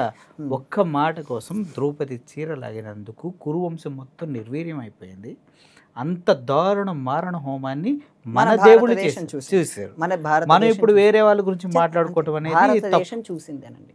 మన భారతదేశం అటువంటి పరిస్థితుల్లో ఉంది, అది అనుభవించింది. దీనికి కూడా సమాధానం ఈజీ. ఆ రోజు అది తప్పు కదా. ద్రౌపది వస్త్రాపహరణం తప్పే. ధర్మరాజు జూదం ఆడడం తప్పే. ధర్మరాజు దగ్గర నుంచే నేను వస్తున్నాను. ధర్మరాజుకు జూదం అనే విషయం లేకపోతే ద్రౌపది వస్త్రాపహరణమే జరగలేదు. నేను మీ పాయింట్కి చాలా దగ్గరకు వస్తాను, ఎందుకంటే మీరు దుర్యోధనుడి పాయింట్ దగ్గరికి వచ్చారు కాబట్టి. అతడికి ఆ ఇష్టమే లేకపోతే ద్రౌపది వస్త్రాపహరణమే జరిగేది కాదు. కానీ ఆ రోజు ఆ సభలో ధృతరాష్ట్రుడు ఉన్నాడు, పెద్దవాడు, భీష్ముడు ఉన్నాడు, వీళ్ళందరికీ గురువైన ఉన్నాడు. ఎవరు వీళ్ళందరికీ గురువు? ద్రోణాచార్యుడు. వీళ్ళందరూ ఎందుకు ఆపలేకపోయారు? వీళ్ళందరూ ఆపుతున్నా. గురుగారు, మీరు చెప్పేది జస్ట్ చిన్న ప్లీజ్. ఇప్పుడు మనం అనుకున్నట్లే మహాభారతం జరిగింది, దాన్ని మనం చూసాం. ఇప్పుడు ఒక ఆటకంటూ కొన్ని నియమాలు ఉంటాయి గురుగారు. ఇప్పుడు జూదంలో ఓడిపోయారు అంటే ధర్మరాజు తెలివి తక్కువడు కాదు, పాండవులంతా తెలివి తక్కువ కాదు. అంత ఫోర్స్ఫుల్గా వాళ్ళే కదా తప్పు చేసింది. ఫస్ట్ ఆమెను అక్కడ పెట్టి అదే వాళ్ళ పక్షాన కృష్ణుడు నిలబడి ఇంత నరమేధం, అంటే నరమేధం అనకూడదు, ధర్మం కోసం అనుకుందాం మనం, మన పాయింట్ ఆఫ్ వ్యూ అంత చేసినప్పుడు మన వాడెవడో అమెరికా వాడు ఒక ఐలాండ్ లేపేసాడు. ఇది చాలా చిన్నవి నాకు తెలుసు. తప్పకుండా దాదాపు ఇక్కడ చనిపోయిన వాళ్ళ సంఖ్య కూడా నేను చెప్పగలను. ఇక్కడ భారతంలో కొన్ని కోట్ల మంది పైన చనిపోయారు. రోజు ఒక 50-60 లక్షల మంది ఈజీగా చనిపోయారు. అవును. ఇక్కడ ఆ సందర్భంలో ఆ జూదం అనే దానికి నియమ నిబంధనలు దాటిపోయారు. ధర్మరాజు అతిక్రమించేసి చివరికి నేను గెలుస్తాననేటువంటి ఆత్మవిశ్వాసం ఆయనకి, అతి విశ్వాసమో ఆయనకు కలిగింది. అది కృష్ణుడు కూడా తర్వాత సందర్భాల్లో చెప్తాడు. ఇప్పుడు ఇక్కడ ఏంటంటే 14 ఏళ్ల నియమం కరెక్ట్. ఎవరికి? ఇటు వాళ్ళకి వీళ్ళకి. ఈ నియమం తర్వాత వాళ్ళకు రాజ్యం ఇవ్వాలి. రాజ్యం ఇవ్వంది ఎవరు? దుర్యోధనాదులు, ధృతరాష్ట్రుడు, భీష్ముడు, ద్రోణాచార్యుడు, బర్బరీకుడు, వీళ్ళందరూ అందులోనే ఉన్నారు. వీళ్ళందరూ చెప్పినా దుర్యోధనుడు ససేమిరా ఒప్పుకోలేదు. ఎన్నోసార్లు ధృతరాష్ట్రుడు చెప్పాడు, ఎన్నోసార్లు అందరూ వీళ్ళు చెప్పారు. కృష్ణుడు కూడా రాయబారం చేశాడు. కానీ ఎప్పుడైనా ఒప్పుకున్నారా? ఆఖరికి వీళ్ళంత స్థాయికి వచ్చారంటే మాకు ఒక 5 చిన్న గ్రామాలు ఇవ్వండి, 5 ఊర్లు ఇవ్వండి, మేము పాలించుకుంటూ ఉంటాం. అప్పుడు కృష్ణుడు ఎక్కడ ఉన్నారు సార్? నాకు అర్థం కాలేదు. అంత అడుక్కునేటప్పుడు కృష్ణుడు ఎక్కడ ఉన్నారు? వీళ్ళు పత్రాలు రాసి పంపిస్తున్నారు. ఓకే. చివరికి అన్ని ఫెయిల్ అయ్యేసరికి కృష్ణుడు కూడా రాయబారం చేశాడు. కృష్ణుడు ఆయన రాజ్యం ఉంది, ఆయన రాక్షసులు ఆయనకున్నారు, ఆయన పని ఆయనకుంది. ఆయన ఆ పని చేస్తూ ఈయన ఏం చేశాడు? కృష్ణుడు కూడా రాయబారం చేశాడు. రాయబారం చేసి చివరికి కృష్ణ రాయబారం కూడా ఫెయిల్ అయింది. ఫెయిల్ అయ్యి యుద్ధమే శరణ్యం వీళ్ళకు, యుద్ధమే అవసరం అని చెప్పి యుద్ధం చేసుకున్నారు. కొన్ని కోట్ల మంది చంపారు. ఇందులో ధర్మం ఎక్కడుంది? లేదు కదా. నేను కూడా అదే కదా అడుగుతుంది. ఎన్నో లక్షల మందిని సంహరించిన తర్వాతే ధర్మం నిలబడింది. ధర్మం నిలబడింది అంటున్నారు. నిలబడింది. మానవాళి అంతమైపోయింది, నేను అధర్మంగా నేను ఫీల్ అవుతున్నానే. రాముడికి కృష్ణుడికి కొన్ని కోట్ల సంవత్సరాల గ్యాప్ ఉంది, తేడా. రామావతారం వచ్చిందేమో 24వ మన్వంతరంలో, కృష్ణావతారం వచ్చిందేమో 28వ వైవస్వత మన్వంతరం. ఇప్పుడు కూడా మనం అదే మన్వంతరంలో ఉన్నాం. అంటే కరెక్ట్గా 5125 ఏళ్ల కిందట కృష్ణ పరమాత్మ ఉన్నాడు. అంతకంటే ముందు మధ్యలో ఒక 70-80 లక్షల సంవత్సరాల పైనే ఉంది రామావతారానికి కృష్ణావతారానికి. ఈ మధ్యలో రాక్షసులు బాగా పెరిగిపోయారు. రాక్షసుల కంటే ముందు ఆయన దర్శనం కోసం తప్పిస్తున్న మనలాంటి, నేను మిమ్మల్ని కూడా యాడ్ చేస్తున్నాను, తప్పకుండా యాడ్ చేయండి, మనలాంటి సాధువులు చాలామంది దర్శిస్తున్నారు. ఎందుకంటే మరొక అవతారం రావాలి, మరొక అవతారం రావాలని అనేక మంది మహర్షులు తపస్సు చేశారు. వాళ్ళందరికీ మోక్షం ఇవ్వాల్సినటువంటి బాధ్యత కూడా ఆయనదే. మోక్షం ఇస్తూనే దుష్టుల్ని శిక్షించాల్సినటువంటి బాధ్యత కూడా ఆయనదే. అలా దుష్టానాం శిక్షణాయచ సాధూనాం రక్షణాయచ అనేటువంటి ఒక సూత్రంతో ఆయన అవతారం పరిపూర్ణంగా అవతారం. అది మనుష్య అవతారం అని చెప్పలేము. రామావతారాన్ని మాత్రమే మనిషి అవతారం అని చెప్పాలి, కృష్ణావతారాన్ని మనిషి అవతారం అని చెప్పలేము. అది పరిపూర్ణమైన పరమాత్మ అవతారంగా ఉండి ఆయన ఇటు రాక్షసుల్ని సంహరించి, ఇటు అనేక మంది మహర్షులకు జ్ఞానాన్ని ప్రసాదన చేసి మోక్షాన్ని ఇచ్చి, తర్వాత చివరిలో ఈ పాండవులకు వీళ్ళ పక్షాన నిలబడడం కూడా పూర్తిగా ధర్మమే. ఎలా? అక్కడ ఆటలో పెట్టిన వాళ్ళు ధర్మాత్ముల? అసలు నిజంగా చెప్పాలంటే కౌరవుల కన్నా కూడా ఆ అమ్మాయిని అక్కడ పెట్టినటువంటి పాండవులు చేసిన తప్పు, వాళ్ళ పక్షాన్ని నిలబడటం తప్పు అంట నేను. చివరికి భగవద్గీతలో కృష్ణుడు ఎన్నోసార్లు ఇంత తప్పులు చేసిన యుద్ధాయ కృత నిశ్చయ, నువ్వు యుద్ధానికి సిద్ధంగా ఉండాలి, తతో యుద్ధస్వ భారత, నువ్వు యుద్ధానికి లేయాలనైనా అర్జున పడిపోవద్దు, నువ్వు నపుంసకుడి కాదు, నువ్వు క్షత్రియుడి, నువ్వు యుద్ధం చేయాలంటున్నాడు. ఎందుకు? ఆ ధర్మ సూక్ష్మం మనం అర్థం చేసుకోలేమా అంటే లోతుగా పరిశీలన చేస్తే అర్థం చేసుకోవచ్చు. అర్థం చేసుకునే ప్రయత్నం చేద్దాం. యుద్ధానికి ప్రేరేపించి వాళ్ళందరినీ అనవసరంగా అందరినీ చంపేశారు కదండి. మానవ సంహారం తప్పులు జరిగితే సంహారం కావాలి కదా. మానవ సంహారం ఇక్కడ 5గురు, అక్కడ 100 మంది మధ్యలో జరిగితే కోట్ల మంది చనిపోవటం ఏంటి అనేది. ఇప్పుడు కృష్ణుడు ఆ రోజు ఏమైనా కత్తి బట్టి ఒక్కరినైనా సంహారం చేశాడు? అదే ఎవరినైనా సంహారం. ఇప్పుడు కత్తి పట్టి సంహరించలేదు అంటారు, కుయుక్తులు ఉన్నాయి కదా. నేననేది ఇప్పుడు నేనంటే అర్థమైంది, కృష్ణుడు ప్రేరేపించాడు. ప్రేరేపించడం పక్కన పెట్టండి గురుగారు, మీరు ప్రేరేపించారు అని మీ నోటితో మీరే చెప్పారు. కర్ణుడు కింద ఉన్నప్పుడు వేయి అన్నది ఎవరు? అశ్వత్థామ హత కుంజర అనిపించింది ఎవరు? ఇవన్నీ చేసింది ఎవరు? ఇవన్నీ వ్యూహాలు. వ్యూహాలు వ్యూహాలు అంటారా? అలా అయితే అర్జునుడి కొడుకు అభిమన్యుడు చక్రవ్యూహంలో, అది పద్మవ్యూహంలో కన్నా కూడా అది కూడా వ్యూహమే కదా, దాన్ని తప్పుగా వర్ణిస్తారు కదా. మరి అంటే వన్ సైడెడ్ గా చరిత్ర రాసుకుంటే అవసరం లేదు. మీరు ఏ పుస్తకాలు చదివారో నాకు అర్థమైంది. ఇప్పుడు మీరు ఇలా మాట్లాడుతున్నారు, నేను ఎన్ని వ్యూహాలైనా పడ్డచ్చు, నేను ఎన్ని ప్రాక్టీస్ అయినా వేయచ్చు, కానీ అవి మీకు తెలుస్తున్నాయి. అంటే మీకు తెలుస్తున్నాయంటే నేను వ్యూహం వేస్తున్నాను, మీకు తెలుస్తున్నాయి. అది నేను వాడేటువంటి ఒక శిక్షణ అనుకోవచ్చు, అంతే కదా. మీరు ఇలాగే ఉన్నారు, ఆయన వచ్చారు, మీ వెనక నుంచి పొడిస్తే ఏంటది? వెన్నుపోటే కదా. వెన్నుపోటేగా, అదే కదా జరిగింది ఈ భారతం అంతా అంటున్నాను. ఆ వెన్నుపోటే కదా లక్ష్మణుడు అనేటువంటి ఒక దుర్యోధనుడి కొడుకు, ధృతరాష్ట్రుడి పుత్రుల్లో ఒక మనవడు, ఈ అభిమన్యుని వెన్నుపోటే పొడిచారు. నాలాంటి వాడు అక్కడ భారతంలో కూడా ఒక నియమం ఉంది, ప్రతిరోజు ఒక వ్యూహాన్ని పెట్టుకుంటూ వెళ్తారు. ఆ వ్యూహం ప్రకారంగానే వాళ్ళు వెళ్తారు. ఆ రోజు పద్మ వ్యూహంలో ఇద్దరు మాత్రమే పద్మ వ్యూహంలో చాకచక్యం కలిగినవారు. ఒకరు అర్జునుడు. ఆ అర్జునుడు ఇప్పుడు వేరే వైపు చాలా సీరియస్గా యుద్ధం చేస్తున్నారు. ఈ వ్యూహంలో, ఈ పద్మ వ్యూహంలో ఆ అభిమన్యుడు అనేటువంటి 16 ఏళ్ల కుర్రాన్ని ఇరికిచ్చారు. ఇరికించేటువంటి ఆయనంతటా ఆయన రాలేదా? అంటే తీసుకెళ్ళి నువ్వు ఇక్కడ ఉండు అని ఎవరైనా స్కెచ్ చేసి పెట్టారంటే నాకు వచ్చు, నేను పొట్టలో విన్నాను, కృష్ణుడు వాళ్ళు చెప్పినప్పుడు నేను విన్నాను. అవును, అదంతా జరిగింది. ఆయనంతటా ఆయన ఇరుక్కొని చచ్చిపోతే దాన్ని వ్యూహం అంటే ఇంకా నా భాష నాది పూర్తి చేయనివ్వండి. ఆఫ్కోర్స్ నేను మధ్యలో అడగాలి కంపల్సరీగా అది. ఓకే. ఆయన అలా, ఎందుకంటే ఆ వ్యూహంలోకి ఎవరు వెళ్ళినా, ఎందుకంటే అది చక్రంగా ఉంటుంది, పద్మాకారం కాబట్టి రేఖలు రేఖలుగా వాళ్ళు విడిపోయి చాలా రకాలుగా చేస్తారు. వీళ్ళు ఈ మిగతా నలుగురికి ఎవరికి ఆ వ్యూహం గురించి అవగాహన లేదు. ఇతడు మాత్రమే చేయగలడు అని చెప్పి తనే ముందుకొచ్చి తను వెళ్ళాడు. ఎవరు? అభిమన్యుడు వెళ్ళాడు. వెళ్ళగానే ద్రోణాచార్యుడు భయపడ్డాడు ఆ యుద్ధానికి. వీళ్ళందరి గురువైన ద్రోణాచార్యుడు కూడా భయపడ్డాడు. వీళ్ళందరికీ బాగా యుద్ధంలో బాగా శిక్షితుడైనటువంటి కర్ణుడు చాలాసార్లు వెనుతిరిగి పారిపోయాడు. ఆ అబ్బాయి కోసం, 16 ఏళ్ల కుర్రోడి కోసం కర్ణుడు పారిపోయాడు. ఒకరోజే కదా జరిగింది అదంతా. పారిపోయాడు అంటే ఒకసారి కాదు, ఎంతో మంది వస్తుంటారు, ఎన్నోసార్లు వస్తుంటారు. ఎన్ని బాణాలు వేస్తున్నావు, ఈ ఒక్కడే తట్టుకొని నిలబడగలుగుతున్నాడు. ఏదంటే దీన్ని అప్పుడు వాళ్ళందరూ వాళ్ళే కలిసి వెనక నుంచి వచ్చి చంపడం వెన్నుపోటే కదా. నేను మీ పర్స్పెక్టివ్ వెన్నుపోటే ఇక్కడ ఈ కృష్ణుడు చెప్పింది వ్యూహాలే తప్ప, అంటే నా టాక్టిక్స్ అంటారు. టాక్టిక్స్ నేను మీ ముందుండి ఎన్నైనా ప్రదర్శించవచ్చు, నేను చేతులు ఊపచ్చు, మాయాజాలాలు చేయొచ్చు, ఎన్నైనా చేయొచ్చు, అవన్నీ టాక్టిక్స్. కానీ మీ వెనక నుంచి వచ్చి చేయటం, మీ వెనక చెవుల్లో ఏదో వినపడ్డి చేయటం అనేది మోసం. మీ వెనక జరగటం మోసం, మీ ముందు జరిగేవన్నీ నిజమే. వ్యూహం అంటే గురుగారు మీరు చెప్పింది నాకు ఇప్పుడు మోసమే వ్యూహం ఎప్పుడైనా గుర్తుపెట్టుకోండి.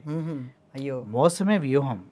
ఇప్పుడు గేమ్ ఒకటి జరుగుతుంది అనుకోండి, ఎదుటివాడిని మోసం చేసి నువ్వు గోల్ వేయటమే అనేది వ్యూహం. నువ్వు ఎటు వెళ్తే వాడు అటు కాలు వస్తుంది, గోల్ కొట్టుకుంటూ వాడి దగ్గరికి వెళ్ళినట్టు కాకుండా అది వ్యూహమే మోసం. ఓకే, అర్థం. ఎక్కడైనా కూడా ఇప్పుడు మీరు నేను ట్రాఫిక్లో ఉన్నామండి, మీరు నేను కార్లో వెళ్తున్నాం, మనం 40-50 స్పీడ్లో ఉంటున్నాం. లైట్ వచ్చింది, రెడ్ లైట్ వచ్చింది, ఆగలేదు. నెక్స్ట్ లారీ వచ్చింది, మనకు తిప్పడానికి అవకాశం ఉంది, కానీ మనం తప్పొచ్చామని గుద్దేసుకుంటామా, తిప్పుతామా? లేదుగా, తిప్పుతాం. వ్యూహమే కదా. ఆర్ వి సీయింగ్ వ్యూహం ఆర్ ఆర్ వి సీయింగ్ ద్రోహం? ఇక్కడ మళ్ళీ కాదు, అదే మీకు రెడ్ లైట్ ఉంది ఎదురుగా, రెడ్ లైట్ ఉంది కదా, యూ హ్యావ్ సమ్ రిస్ట్రిక్షన్ కదా. సరే, ఒకవేళ రెడ్ లైట్ లేదు, మనం ఫ్రీ హైవేలో వెళ్తున్నాం, వాడు తప్పుగా వచ్చాడు, అవతల వాడే తప్పుగా వచ్చాడు, మనం 40-50లో వెళ్తున్నాం, తిప్పడానికి అవకాశం ఉంది, మనం తిప్పుతామా, వాడితో కొట్టించుకుంటామా? తిప్పుతాం. ఇది కూడా వ్యూహమే కదా. వ్యూహమా కాదా? Just SR no. వ్యూహం అంటాం కన్నా అది ట్రైన్ అయిపోయింది మన బాడీ అలా, జస్ట్ ఎస్కేపింగ్. దాకా మీరు చెప్పిన సైకాలజీ ఇక్కడ అన్వయిస్తాను నేను. అన్వయించాలి కదా. మీరు ట్రైన్ అయ్యిందంటే ఇక్కడ కూడా ట్రైన్ అయ్యింది కదా. మీకు అలా తిప్పడానికి ట్రైన్ అయ్యిందంటే మెంటల్గా, అంటే కృష్ణుడు మెంటల్గా ప్రతి వ్యూహాలకి ట్రైన్ అయ్యి వచ్చిన వ్యక్తి. మనల్ని ఎలా జీవితంలో నడిపించాలి, ఎందుకంటే జీవితంలో చాలా ప్రతి వ్యూహాలు ఉంటాయి. ఇప్పుడు మీరు నాతో ఎన్నో వ్యూహాలు ప్రదర్శించారు. అవునా? తెలియదు నాకు. అయ్యో, ఎందుకంటే ఇవన్నీ యాంకరింగ్ వ్యూహాలు కదా. యాంకరింగ్ లో చాలా టాక్టిక్స్ ఉంటాయి, అవన్నీ మీరు ప్రదర్శించారు. అవన్నీ నేను తట్టుకోవాలంటే నాకు ఉండాలి కదా. మీ జ్ఞానం ముందు నేనంత లేక చెప్పండి. యాంకరింగ్ లో చాలా మీరు నిష్ణాతులు కదా. లేదు, చాలా మంది యాంకరింగ్ ఇంటర్వ్యూలు చేశారు కదా. నేనైతే 1 year నుంచి అంతకుముందు అదంతా డైరెక్షన్ వైపు ఉన్నాను, కానీ జస్ట్ చెప్పండి. అదేంటంటే జీవితంలో కొన్ని రకాలైనటువంటి మార్గాలను ఎదుర్కోవటానికి కొన్ని రకాలైనటువంటి మనకు కూడా అవసరమే. ఇప్పుడు మీరు జీవితంలో కొంతమంది, ఉదాహరణకు మీ చైర్పర్సన్స్తోనే ఉన్నారు, ఆయనకి వివరిస్తుంటారు. వివరించాలంటే మీరు కొంచెం కొత్త రకంగా చెప్పాలి, అంటే మీరు చేస్తున్న పనినే కొంచెం కొత్తగా చెప్పాలి. మీరే డైరెక్షన్ ఫీల్డ్ అన్నారు, డైరెక్షన్లోనే నేనే హీరో అనుకోండి, నాకు కొంచెం కొత్తగా కథ చెప్తేనే ఎక్కుతుంది. అందరూ చెప్పేదాని లెక్క ఒకే కథ చెప్పారనుకోండి, ఎక్కుతుందా? ఎక్కదు, సామాన్యం. గురుగారు, మీతో మాట్లాడుతూ ఉంటే నాకు చాలా అంటే కొన్ని విషయాలు మీరు చెప్పినప్పుడు నేను చాలామందితో మాట్లాడుతూ ఉంటాను, ఎందుకంటే నాకు ఆర్గ్యూ చేయటం, దానిపైన ఇన్ఫర్మేషన్ తీసుకోవడం నాకు చాలా ఇష్టం. బట్ మీతో మాట్లాడుతున్నప్పుడు కొన్ని విషయాలని చాలా క్లియర్గా నాకు అర్థమవుతూ ఉన్నాయి. ఆ విషయంలో నేను మీకు చాలా థ్యాంక్స్ చెప్తున్నాను. ఎందుకంటే అంత ఈజీ కాదు కొన్ని విషయాలు. నేను మిమ్మల్ని చూసినప్పుడు చిన్న వయసులో ఉంది, ఎంత జ్ఞానం ఎలా ఉంది అనుకున్నాను. బట్ మీతో మాట్లాడినప్పుడు నేను కన్విన్స్ అయ్యగలిగాను, ఎస్ సబ్జెక్ట్ ఉంది, నిజంగా ఆ సబ్జెక్ట్ నుంచి గో త్రూ వెళ్ళి దాన్ని అవపాసన పడితేనే ఇంత నాలెడ్జ్ వస్తుంది. మీతో మాట్లాడినందుకు నాకు చాలా హ్యాపీగా ఉంది. అండ్ మీరు మా స్టూడియోకి నిజంగా మీ వెంటబడి రండి గురువుగారు అని మేము ఎంతగా అయితే రిక్వెస్ట్ చేసే మా టీము, దానికి పూర్తి స్థాయిలో న్యాయం చేయగలిగే విధంగా మీ నాలెడ్జ్ ఉంది. Thank you for coming to our studio. Thank you so much sir. నమస్తే.